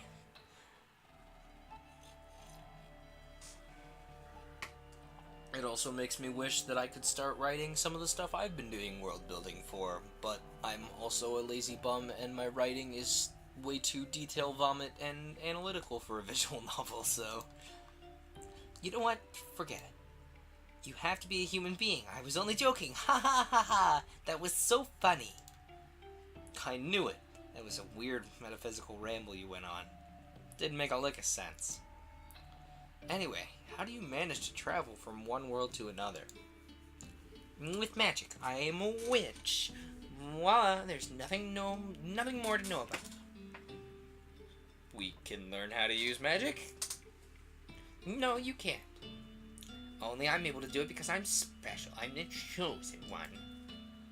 Oh, I see. I get it. You should have told me this sooner instead of rambling. No, ramble more. That was some cool lore. I hate you all so much sometimes. So, tell me more about Uchronias. Like I said earlier, Uchronias can be defined as events. Often enough paradoxical ones, lost in time.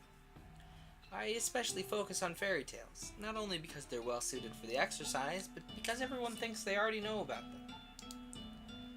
Meaning... You probably think you know everything about the original fairy tales, right? However, there are dozens and dozens of versions for every story, and they all come from various lands in the same country. Sometimes the story can unfold in an entirely different way. If you think about it, how can you tell what is wrong and what is right? I have the answer. Really? Today I'm going to show you the truth behind a fairy tale you must have heard about. I'm going to show you what really happened, and you'll realize that the different versions of the story are about me dropping my mouse and all of the windows leaving my screen. Wonderful. Perfect. Not like I needed any of those windows anyway. Could you bring me my windows back? Thank you. Oh gosh. Oh my. One of the textures is an upside down window. I hope you guys can see that. You guys can't see that because the encoding's overloaded. Wonderful. Can you guys see it now? You guys still can't see it. It's drifting across the screen and it looks real hilarious. It may come across in the video. I'm not sure. And you'll realize that all the different versions of the story don't necessarily contradict each other. It's actually quite the contrary. They're all true at the same time. I'm not sure I understand what truth there is in fairy tales. Oh no. Oh no, you guys can't see it, but the cloud texture has a chunk of the window in it now. You'll understand when we get there. Trust me. This is weird. This has happened in like 4 or 5 Renpai games that I've been in so far. That's weird. I don't like it. Tell me more about what happens next. You're the curious kind. I like that. To be honest, I'd rather have active and keen companions, ready to face up to any challenge. It's a lot better than having the lazy ones who just follow you without ever saying a word, hesitating at every step. I hope this means you're in the former category. Well, anyway, oh, now you guys can see it. You guys see the reflection of the window in the background texture there? Quality. So, is this just a quirk of the Renpai engine? Like, I've seen this in like 3 or 4 of the games we've played so far. Maybe it's just a quirk of like the Nano Reno, because like they didn't have time to test for this bug. I don't know. It's weird. It's real weird. It's, you know what? It's fitting the surrealism of the visual novel. And we're both going to the Purification Hall, and I'll perform a ritual to take your soul with me. Without your body, you'll just be a drifting perspective, a mere spectator. I'll let you witness the events of the story without intervening. The rest will be up to you. Watch the detector on the right to spot fragments. This guy, this orange dude up here. With your insight and some clues hidden in the story to guide you, you'll have to spot which key events are tied to your past life. The closer you get to it, the redder your intuition should become. This is really interesting. This event will be symbolized by an item you have to find. Each item will be tied to a piece of your memory. Collected fragments remain in your inventory. Oh, I didn't mean to click that. The more you have, the more chances you'll get to resolve the puzzle and remember who you were. You'll have to be quick not to miss them. I think we're done with the questions. Are you satisfied with my answers? Yeah, I mean, I think so. It's a little hard to determine what I could ask, since this whole world's kind of a mystery wrapped in an enigma, you know? You've probably already thought about everything I could have thought of, and I bet you'd like to know the answers as much as I do.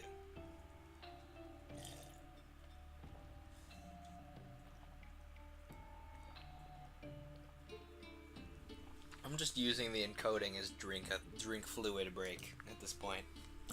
Indeed. As you may have noticed, one eventually gets used to living in purgatory. But that doesn't mean we'd have no interest in learning more when possible. Anyway, I think you're ready, and we really don't have any more time to waste. Follow me to the temple. We'll perform the ritual right away. With a lovely smile on her face, Liz stretched a hand towards me, and I take it. Though I don't understand everything about the purgatory I was in, I felt like I had nothing to lose by following her. Gosh dang that, like... And in the midst of the drifting window reflection, there is another drifting window reflection, which contains another drifting window reflection, which just layers down. I don't know, man. It's weird. And Book Sleeper did this, and MisSHAPEn did this. I don't think I saw any of this in Atrium, but this one's the most obvious. The other two just had like a static chunk somewhere on screen. Like one, it was in the text area. I think it was in MisSHAPEn, it was in the text area, and in Book Sleeper, it was just randomly off to the right. Gosh dang, that is weird. With an anxious heart, I go to the temple to look for my past. And so we go to the temple and cross our fingers and hope that weird drifty square thing isn't there anymore. Am I even capable of remembering? Of atoning for my sins? Don't be afraid, you're not alone. This is the mirror of your soul. I missed the last thing there. Chronotopia. Let me guide you to an ancient time, an era nobody can situate, at the frontier of our world and another one. Wish I could have read the second part of that. The descendant of a great family from Mauritania, the princess was as wise as she was beautiful. With her thirst for justice and a strong personality, she was soon handed the reins of the country. Her wealth came from a magical donkey she had inherited from her ancestors. The animal could make gold and jewels at will, that she collected to erect roads and buildings which would serve the interest of her people. Under her reign, works of all art and of all sorts were developing, and her people lived without even having to fear hunger, since she always found a solution. The attention she had for her people, as well as the vast power her wealth gave her, made the young princess hugely respected across the country, and everyone praised her. God seemed keen on satisfying her in return. The princess indeed fell deeply in love with a young, experienced, but honest noble, who had eyes for no one else. He was from a famous family of 12 sons, and since he was one of the last born, he lacked attention, and so desired to settle himself far from them, so he could write his own tale.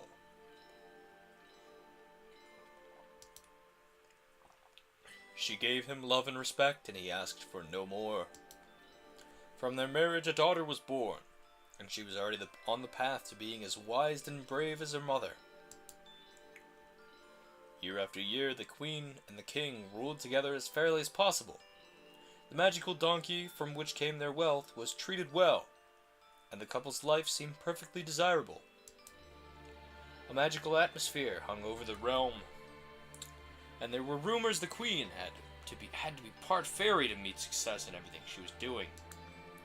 Thus no other country looked more like a fairy tale than this one. As the couple were enjoying their life, full of ideas to make their country a better place, misfortune eventually struck, as it often does. The queen, who everyone thought invulnerable, fell critically ill. Even though the king called the best physicians in the world, nobody was able to find a cure to the sickness which was devouring the queen from the inside. Days passed, and the citizens were getting more and more restless, and the family more depressed, but to no avail. Realizing she was going to draw her last breath, the queen called her husband next to her. The queen called her husband next to her deathbed. She was still young, and she would have gladly kept working on all of her major undertaking projects. But she was more remorseful than that, for leaving her husband and her daughter so soon, as she loved the both of them tenderly. So many things to do, so many memories to have, so many beautiful moments to live. But alas, pain was carving a deep chasm into her breast. The king leaned over her, stretching a hand towards her with the saddest look he had ever had, and while she was struggling to tell him her last wills, her face was partially paralyzed and ridden with painful spasms as the queen exhaled excruciating moans. My dear, this is the end for me. Hush, don't say anything. Don't wear yourself out. I still believe, I've got to believe. We'll find a cure and you'll be better soon, I promise.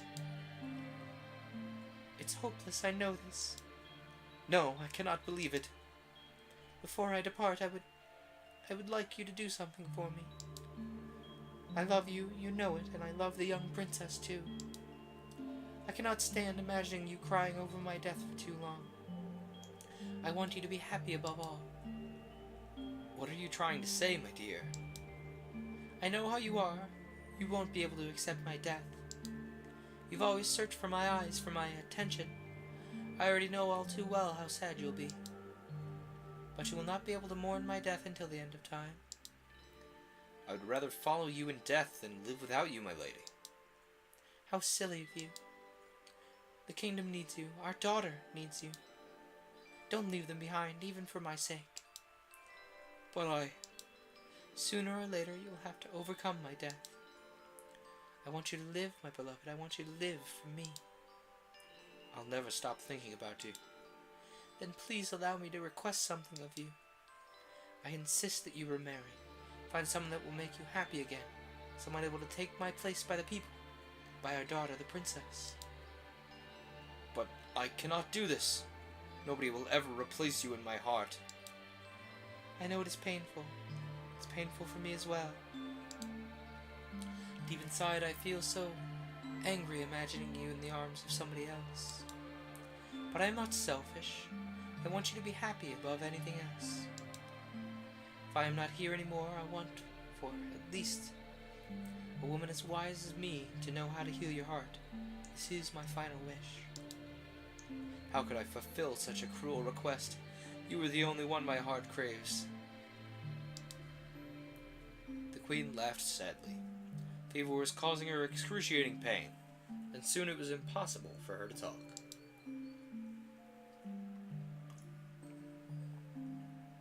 Her eyes grew more and more obfuscated.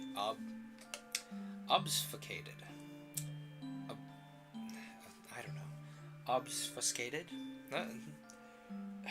I've seen this word before, but I've never read it aloud. It means, distracted, unclear, being made unclear. Taking something out of focus to obfuscate the problem, you take focus away from it, to distract, broadly. But I've never read it aloud, so oh well. To the point that she was unable to make out her husband's grieving face as he cried beside her. Stretching a hand towards him and towards the light, she tried rubbing his cheek one last time. Regretful, she couldn't help but silently shed some tears. The aching was becoming so intense, she was losing touch with the reality. My fate is such a cruel one. I only want to live by your side, to bask in your innocent smile for all eternity. Yet I have to go. That is God's will. I do not want to, of course I do not. It's too soon. There are still so many things that I have to do here. It's too late, however. I can't do anything but face it. The mere idea of being replaced is harrowing. To imagine someone else living in my quarters, ordering my retainers, settling my home. To think about someone else in your arms embracing you, kissing you, giving you new airs. To think about someone else getting the affection of my daughter, attending her wedding, raising and supporting her. It's making me die inside. Jealousy is eating what remains of me. I'd rather still be here. I'd rather live those beautiful days forever. But it's impossible. Therefore, even if it pains me, even if the thought is unbearable, you must find happiness. You must forget me. That's very painful to me. You thought I would face death with dignity, stoic and calm. That's how people see me. However, I'm only human after all. I wish I'd been more righteous, but through this pain that's tearing my body to dust, all that remains are regrets. Thus they bid a tearful farewell to one another. Sometime later the queen died in unbearable suffering, and the king was inconsolable. As sensitive and deeply in love as he was, he deemed that no girl from any good family could rival his late wife, and refused to remarry, and he swore to never change his mind. The whole kingdom was mourning the death of its queen. One of the greatest ceremonies ever made was organized in her honor. It went on for several days and nights. Whether farmer or merchant, rich or poor, each citizen took part in the funeral. They decorated the city with lanterns in several places. Some water lanterns were even put on the Great Lake for her sake.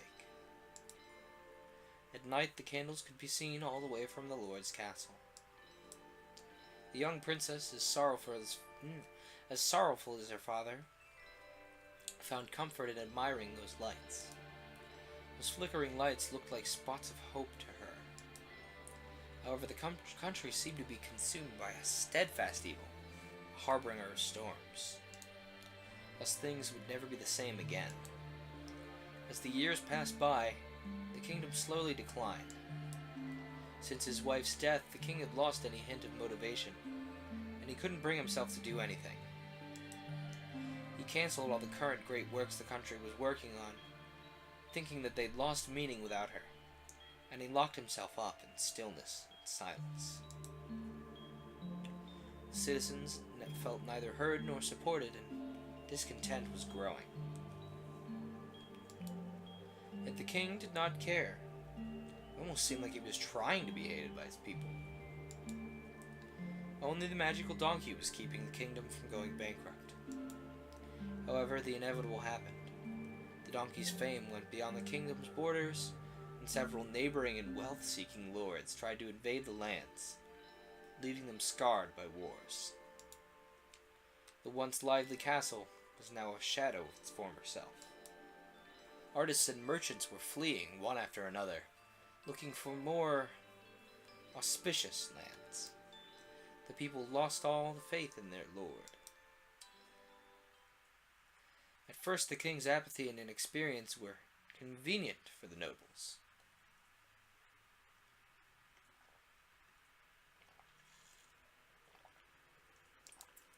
Since he was handling the country rather poorly and was showing no sign of resistance, opportunistic counselors took advantage of this to seize control of the realm and grow richer behind his back. However, the decadent mood was not so convenient anymore. After some time, but wasn't it already too late? The counselors realized that there was nothing to be expected from the current king. He'd become impassive. They had to do something fast, for the greater good. Factions appeared. Some thought the king could still take care of the realm until the princess's wedding with whom would become the new king. Others hoped for the princess to seize the throne earlier than expected, while yet others advised the king to find a new wife who could revive his will, or even that he could go back to his homeland and leave the country with a new government. The most extremist nobles had no problem suggesting taking care of the king once and for all, but that last option would not satisfy anyone. They all lived in the wake of the previous queen. They wanted to honor her memory, but no one seemed to understand what she'd been trying to build. Because of these long struggles, the king was asked day after day to find a new wife. This guy looks like the king from King's Quest a little bit. However, he was still obstinately refusing to do so. His most faithful counselors were growing desperate.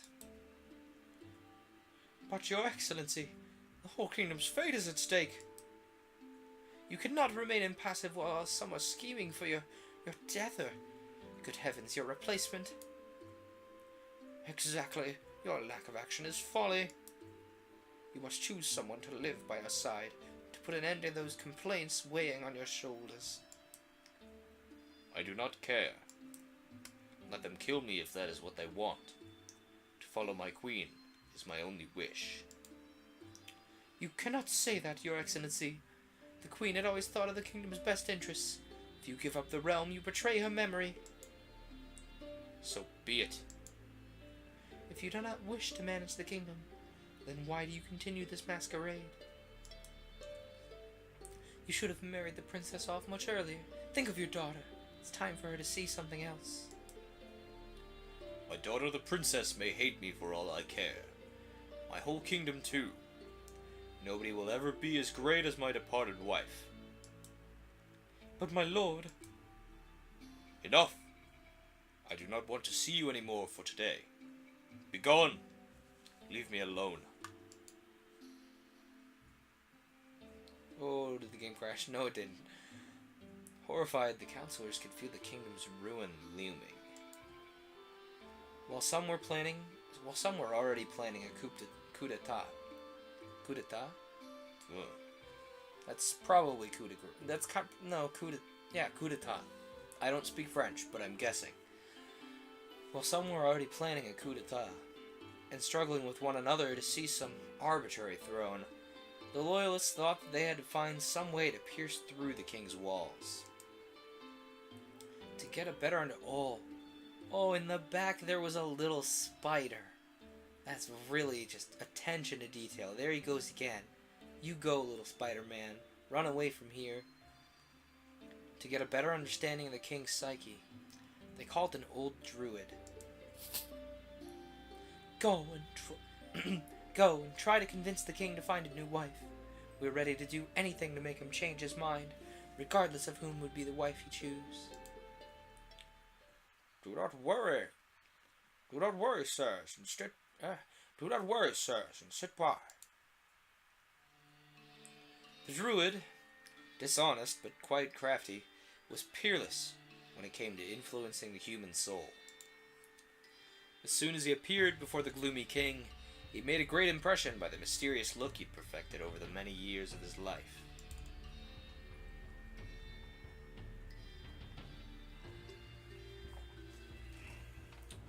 Your Highness, your counselors invited me here today because they worry about your health. Speak freely. What is weighing upon your heart? The death of my wife, of course. I've lost any desire to live since she died in my arms. I cannot see nor hear. I keep brooding over the past, again and again. I understand. The Queen's ghost still haunts you. You are a prisoner of the past. Yet could the spell be broken? You wish this for the good of the kingdom, yes? Of course. I wanted to follow through with her work.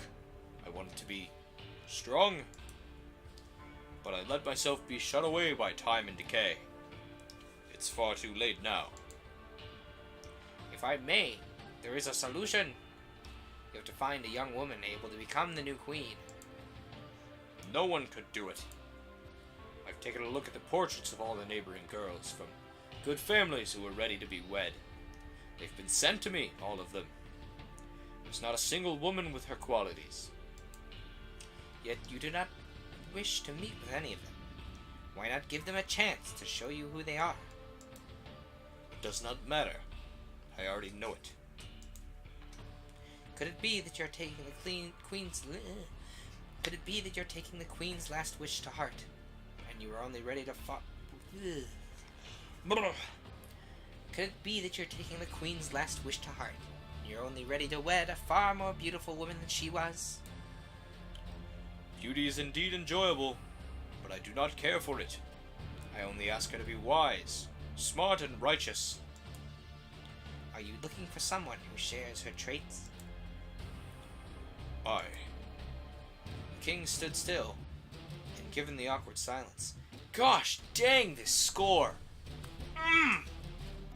Listen to that, sick, dun dun dun dun dun. Oh, it's good music. Good music. Music is absolutely integral to a good visual novel. Good writing and good music. Your UI can look like hot garbage, but if you've got a good score behind what you're reading, and you've got a well-written story, that's how you do it. Anyway, the king stood still. Given the awkward silence, Ooh.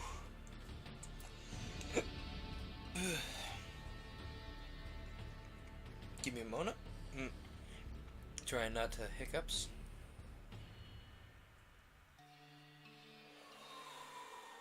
Okay. Given the awkward silence, the druid knew he was correct. The king didn't want just any princess. He wanted someone who seemed like his departed wife as much as possible.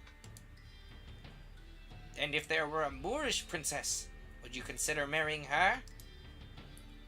Perhaps. Then, your highness, I know only one such person. One righteous and wise princess, who who looks exactly like our departed queen. She lives near you at the moment. And who might she be? I have a portrait of her with me. I think it's the only one you did not view. Really? Why would my counselors hide this mysterious princess from me? See for yourself. The ambitious druid handed the portrait to the aging king. He grabbed it and paced up and down across the room in a revealing silence. She's magnificent! This face, this skin, this expression. She's lovely. And you're telling me that she's wise and righteous. Absolutely, Your Highness. She's received only the best education. I recognize those eyes. I could swear I'm looking at my wife. How's this possible? Who is this foreign girl? She is Princess Kiona, your daughter, Your Majesty. My daughter? For a split second, the king was shocked. Depression had taken hold of him to the point of cutting him off from reality. To be honest, he had refused to see his daughter since the queen's funeral, simply because her mere presence reminded him of those beautiful days forever lost. Is this gonna be like an Oedipal tale right now? Or I guess like whatever the female version of Oedipal is? I don't know. Let's find out. What is the female version of Oedipus complex? What is the female version of an Oedipus complex?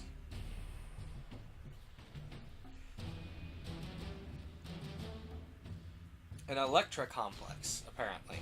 I don't know. Okay, a bit of an Electra complex going on. He did not even know what she looked like or what kind of woman she'd become. All of a sudden, he felt shameful. Are you making a fool of me, Druid?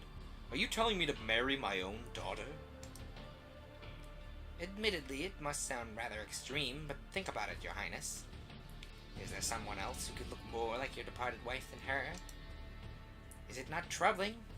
I would say it's even a gift from God. A divine gift, you say? Princess Kiona looks too much like her departed mother for it to be a mere coincidence. This is God's will. The Queen's soul did not go to heaven. It's simply settled in that younger, tailor-made body. She's simply waiting for you to find her, my lord. Do not miss this second chance. That's gross. Confused by the old druid's silver-tongued words, the king hesitated and eventually sent the man away, claiming he would consider it.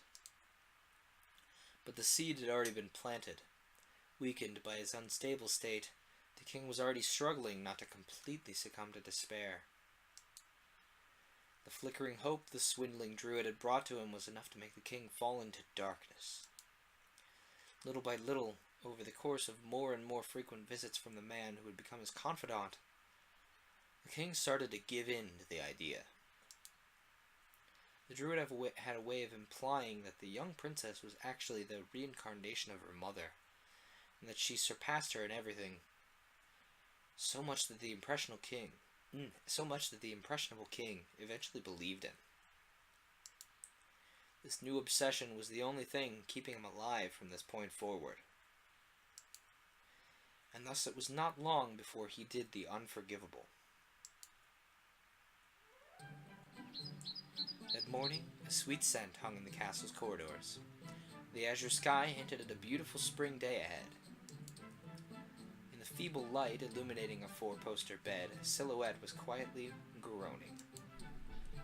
All of a sudden, hurried footsteps could be heard nearby, and the door was slammed open. That sound design. This is really just honestly well done. A breathless young retainer entered the suite. Princess, it's time to wake up. A muffled groan was the only answer. I'd love to let you sleep, but I cannot do so, unfortunately. Do not forget that your private tutor has scheduled a lesson for this morning. The The figure moved laboriously. Is that you, Naima? That's not her voice. Is that you, Naima? Who else, Princess? I am the one waking you up every morning. Now please make haste with getting out of bed. We need to perform your toilette.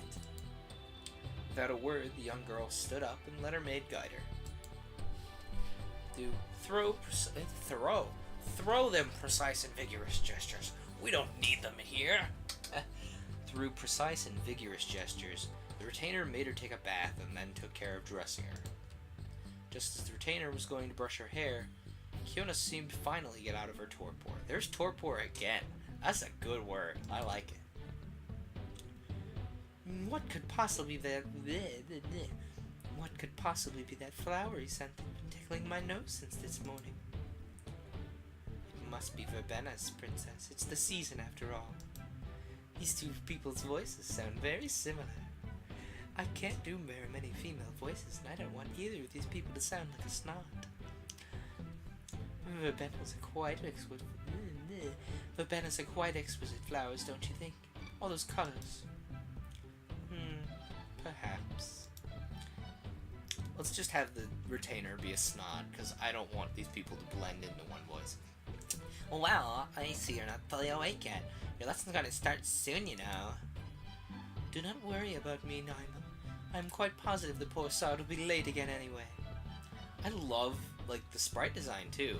Like, this, like, this expression suits the, like, oh, come on, bro, voice, or the, come on, like, face very well. I don't know, it's good. Princess, you should not speak ill of your tutor. He's an excellent teacher. What does he have planned for today? I do not know. We've completely given up on arithmetic over the past couple days, and we're now focusing on practicing singing and playing the harp. I think I got their voices backwards. It did. You're only studying music? Why did the sudden change? It's a request from my father, so it seems. I don't know why. I haven't seen him for years. I thought he had no more interest in me.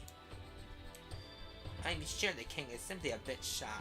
Though he can get on his high horse, he may not even dare to be near you after your mother's death. I think he resents me. And why would that be? One way or another, he must be ashamed of me.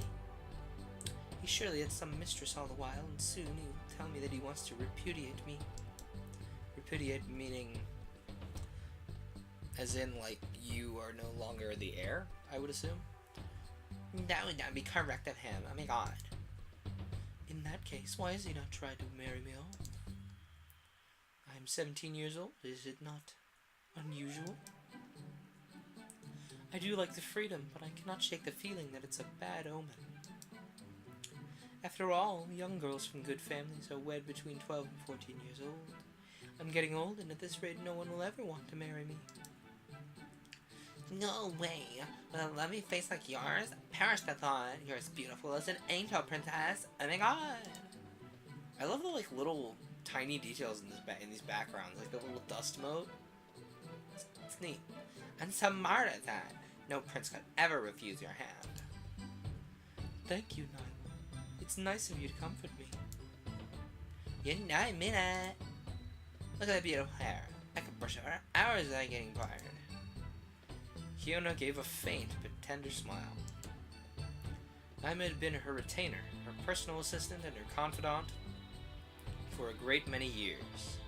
As far as she could remember, they had been inseparable, even despite her nasally, annoying voice. Older by only 2 years, Naima happened to share the heiress's Mauritanian origins. However, unlike Kiona's family, which had always consisted of famous nobles, Naima's humbler family had settled in the region as a family of retainers. The late queen herself had trusted the young Mauritanian servant, and that was how she became the princess's escort, despite her humble origins. She was now greatly enjoying taking care of the princess, and the sudden death of the queen had only brought them closer. It was without a doubt Naima's optimism and kindness which were allowing Kiona to live a comfortable life, despite the grim state of the country. Between the lessons intended to hone her knowledge and the time spent with her retainer, The heiress was not lacking in a darn thing. Yet she was feeling deeply bored, and to her dismay, no party could have ever awakened the sleeping castle. Not capsule. Now there's multiple dust motes. Just the way this, like, the backgrounds are kind of animated and have their own little, small details that move. I love it. If things keep going like this, I'm gonna die of old age within these walls, she thought, a bit melancholic. No one will ever look for me, no one will ever come to save me, and I'll end up alone in this depressing place. She didn't want to show Naima her anguish, so she tried her best to smile. With the bathing done, the two girls left the room to attend to their occupations. Once the servant was out of sight, the princess sighed. Even though Naima was her confidant and she trusted her, there was one thing Kiona never told her. Something was troubling her. She sometimes felt like she was being watched, especially on a day like this one.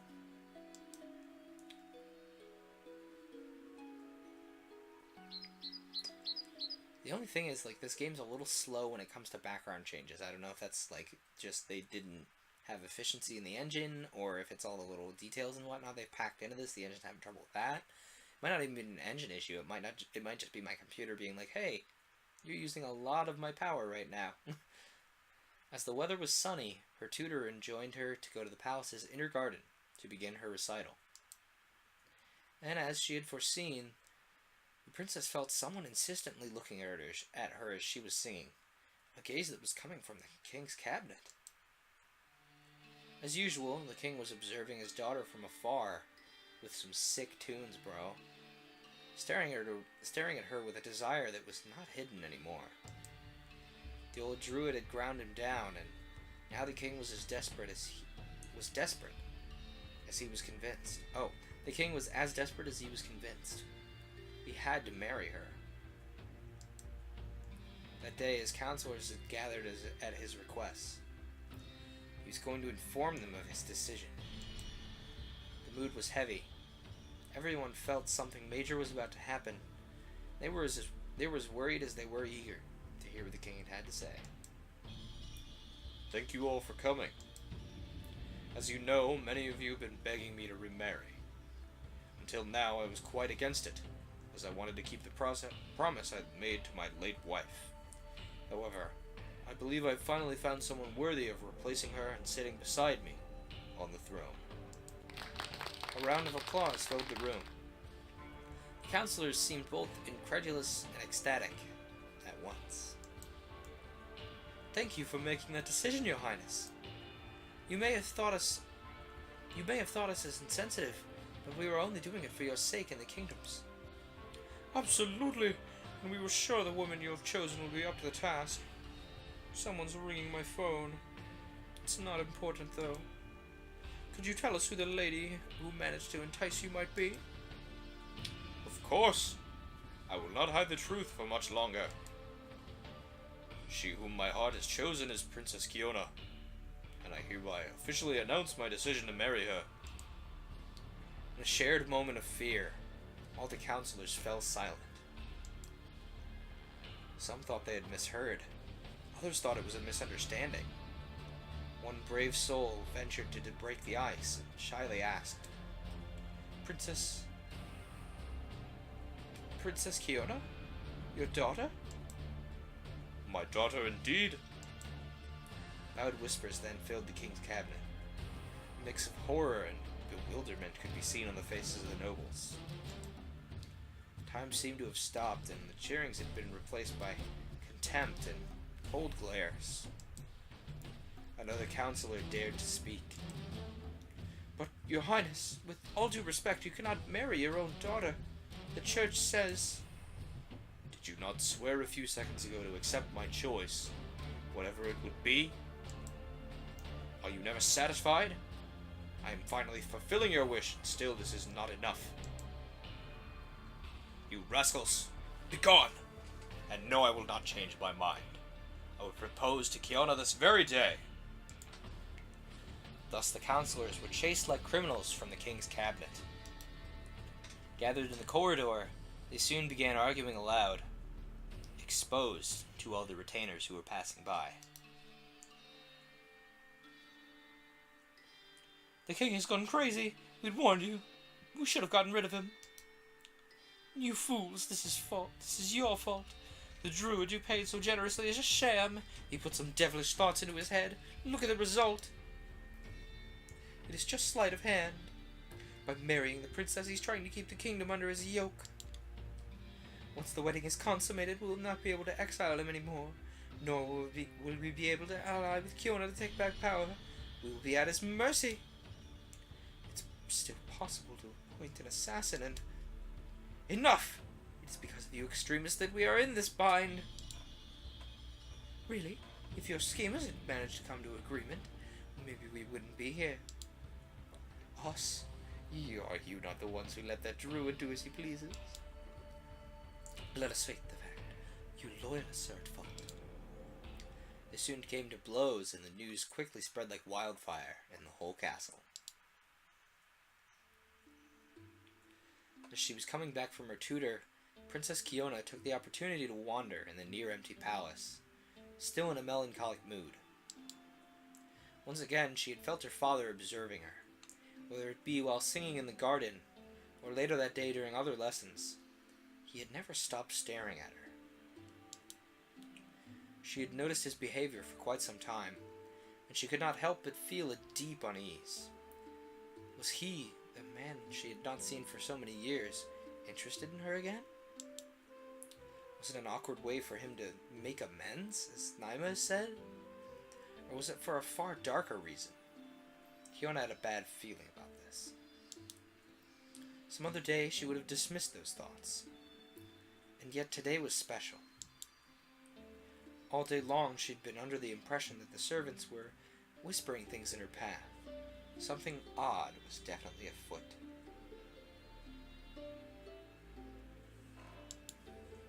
With a knot in her stomach, she shook her head nervously. I should stop thinking about it. It can only hurt me. Suddenly, she noticed the castle was bathing in sunset. Already that late? I must make haste. I promised Naima I'd pay her a visit. As the princess was walking towards the castle's kitchen, where most of the retainers were at that time of day, she felt a presence behind her back. Reflexively, she turned back and caught a glimpse of the man. Oh my goodness! Look at that. We've not had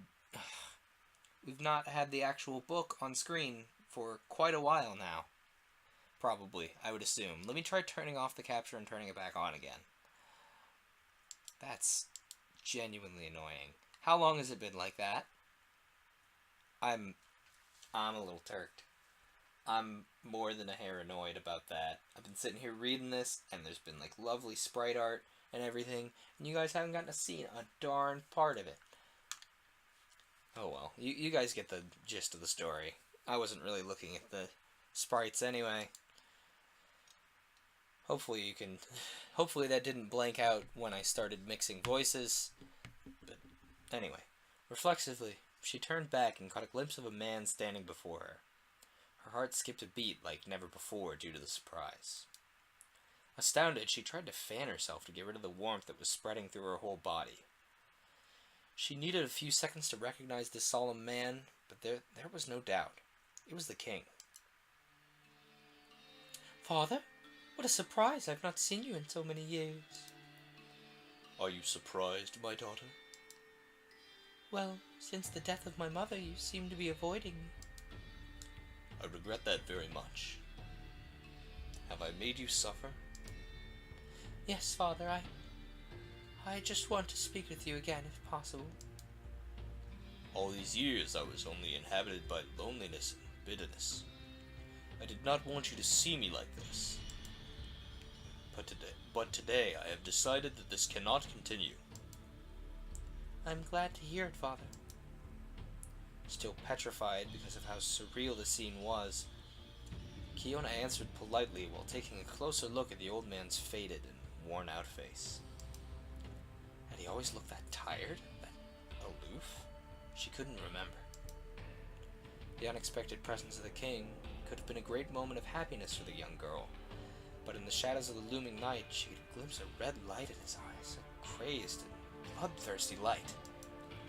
With each word, the king was getting closer, looking more and more threatening, like a raven spreading out its wings. The unease did not leave the fluttering heart of Kiona. I don't have any water. Is that why you've come to see me, Father? As a token of reconciliation? Better than that. You want to be by my side, do you not? I know of a way to bring us closer, but this hope rests on you. Do you love me? I love you, like a daughter must love her father. This is not what I want to hear. I love you, my daughter, and I have decided to marry you. Kiona could feel her blood rushing through her veins. Cold sweat was running down her spine. She didn't want to believe it. My apologies, Father, but the church's teachings... I do not care about those. Forget them. I love you, and I want to make you my spouse. But I cannot... That would be a crime. He cut her pleading short with a voice as sharp as steel. I think you do not quite understand. You will marry me whether you want to or not. I have your life in my hands. You have no choice but to obey me.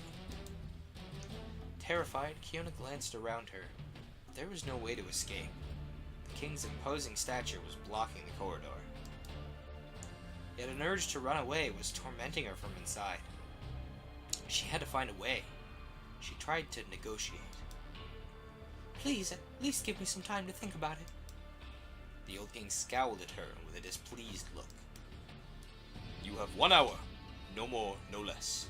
I will be in your bedchamber. Finish thinking about my proposal by then. He turned around and walked away, his cloak floating in the wind, leaving the princess lost and shocked. As he was vanishing from her field of vision, turned red by dusk, she let herself fall on the ground. This is not what I wanted. Leaving the princess to her sorrow, the old king went back to the druid who had advised him so well. Druid, my confidant, speak frankly. Is my love for Kiana sinful? Not if your feelings are mutual, your highness. Has she become enamored with you? I do not know. I do not know. She seems confused and shaken. I'm making a mistake. Her confusion is only natural, your highness. The princess is still young. She cannot analyze her feelings well yet. With some time, she'll get perfectly used to it. So I must give her time. Is that it? More than time.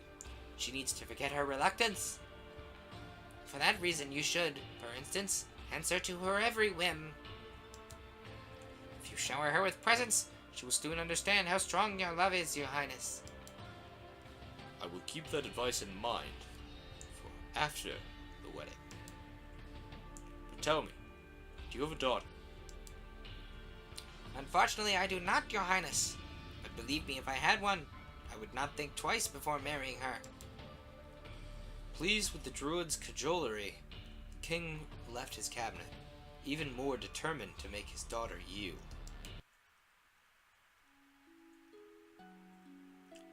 After that overwhelming encounter, to say the least, Kiona went almost mechanically to her chamber, and she sat on her bed silently, like a dislocated automaton. In her misfortune, she found a bit of comfort. She now understood why the king seemed so weirdly reticent. That's how it's yeah. She now understood why the king seemed so weirdly reticent to marry her off. He wanted her for himself.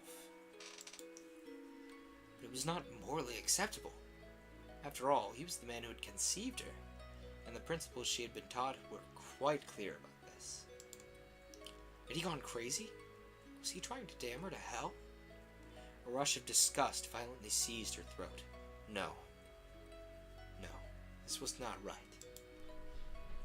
Deep in morbid thought, the princess hardly noticed the sound of hurried footsteps coming closer. The grating noise of the door made her jolt. Was he already? Fortunately, it was just Naima, who seemed as scared as her. No, Princess. Oh my god. I just heard the news from the mother of another servant. I came here as fast as I could. Thank you, Naima, but your effort was all in vain. My father told me I had no choice and that he would marry me whether I wanted or not. The hour for thought I requested is almost over. There's nothing we can do. Do not say this, Princess. There's still hope left. You will be here in a matter of minutes. I will never be able to find a solution in such a short time. Okay, I'm gonna save the game, because I think I need to be done. My throat is starting to become unhappy with me. So, I'm gonna save in slot 1, and then we're gonna head to the main menu and close it out. Yes, I do want to return to the main menu, because I just saved. Don't worry. Sometimes I know what I'm on about. So that was Chronotopia, and Atrium, and MisSHAPEn. Out of the 3, I think Atrium, when it's completed, will be absolutely on par with the other finished visual novels I've played, Asagao. And this honestly seems finished, Chronotopia. If it's not finished, I'll be kind of surprised. It's got enough work in it to feel finished anyway. I don't remember if this one's a NaNoWriMo novel off the top of my head. Sorry. But that was honestly quite the interesting journey, and I would love to see more of both this side story that we're on, this Uchronia that we're in addition to that previous, opening. It's really interesting. So I think we'll pick up Chronotopia next week. Yeah, because today's Friday. We'll pick up Chronotopia next week. If you're watching the stream VOD. Ooh! No, stream VOD. If you're watching the stream VOD, first of all, props for getting this far. This is like a 3-hour video. Secondly, please comment in the comment boxes that exist down that away to tell me when would be convenient for y'all to see a stream, because I'm not getting a lot of people in chat, and I'm not sure if that's because of inconvenient timing or if it's because of I'm doing visual novels and people prefer to watch long-form videos of them. But the stream VODs seem to be getting, views, so it really does make me wonder. Plus, a lot of what got me popular on Twitch, and honestly, a good portion of what's popular on my YouTube, is the stream VODs of Asagao. So, obviously, there's people want to see these visual novels, but it all comes down to time with a stream, Sometimes I see somebody stream and I'm like, I can't go watch that. I have things to do. I'm a busy person. But anyway, as we're ending off the stream here, let me see if MisSHAPEn is still streaming, because if he is, we should go say hello. He's not. I mean, I'd say let's go raid Zeldathon, but that's a really chaotic chat, and I don't think that I want to, I don't think I want to go say hi to SCF3, just because, I don't know, I like her content. She's interesting, she's a fun streamer to watch, but I don't want to just, drop in and be like, raid, and then it's one person, and she's like, well, that was an underwhelming raid, So, no raid tonight. Tune in next week for more Chronotopia, because this one's actually really got its hooks in me. This seems really interesting. We'll continue with the story of Chronotopia, and hopefully the king comes to his senses. Goodness gracious. See you.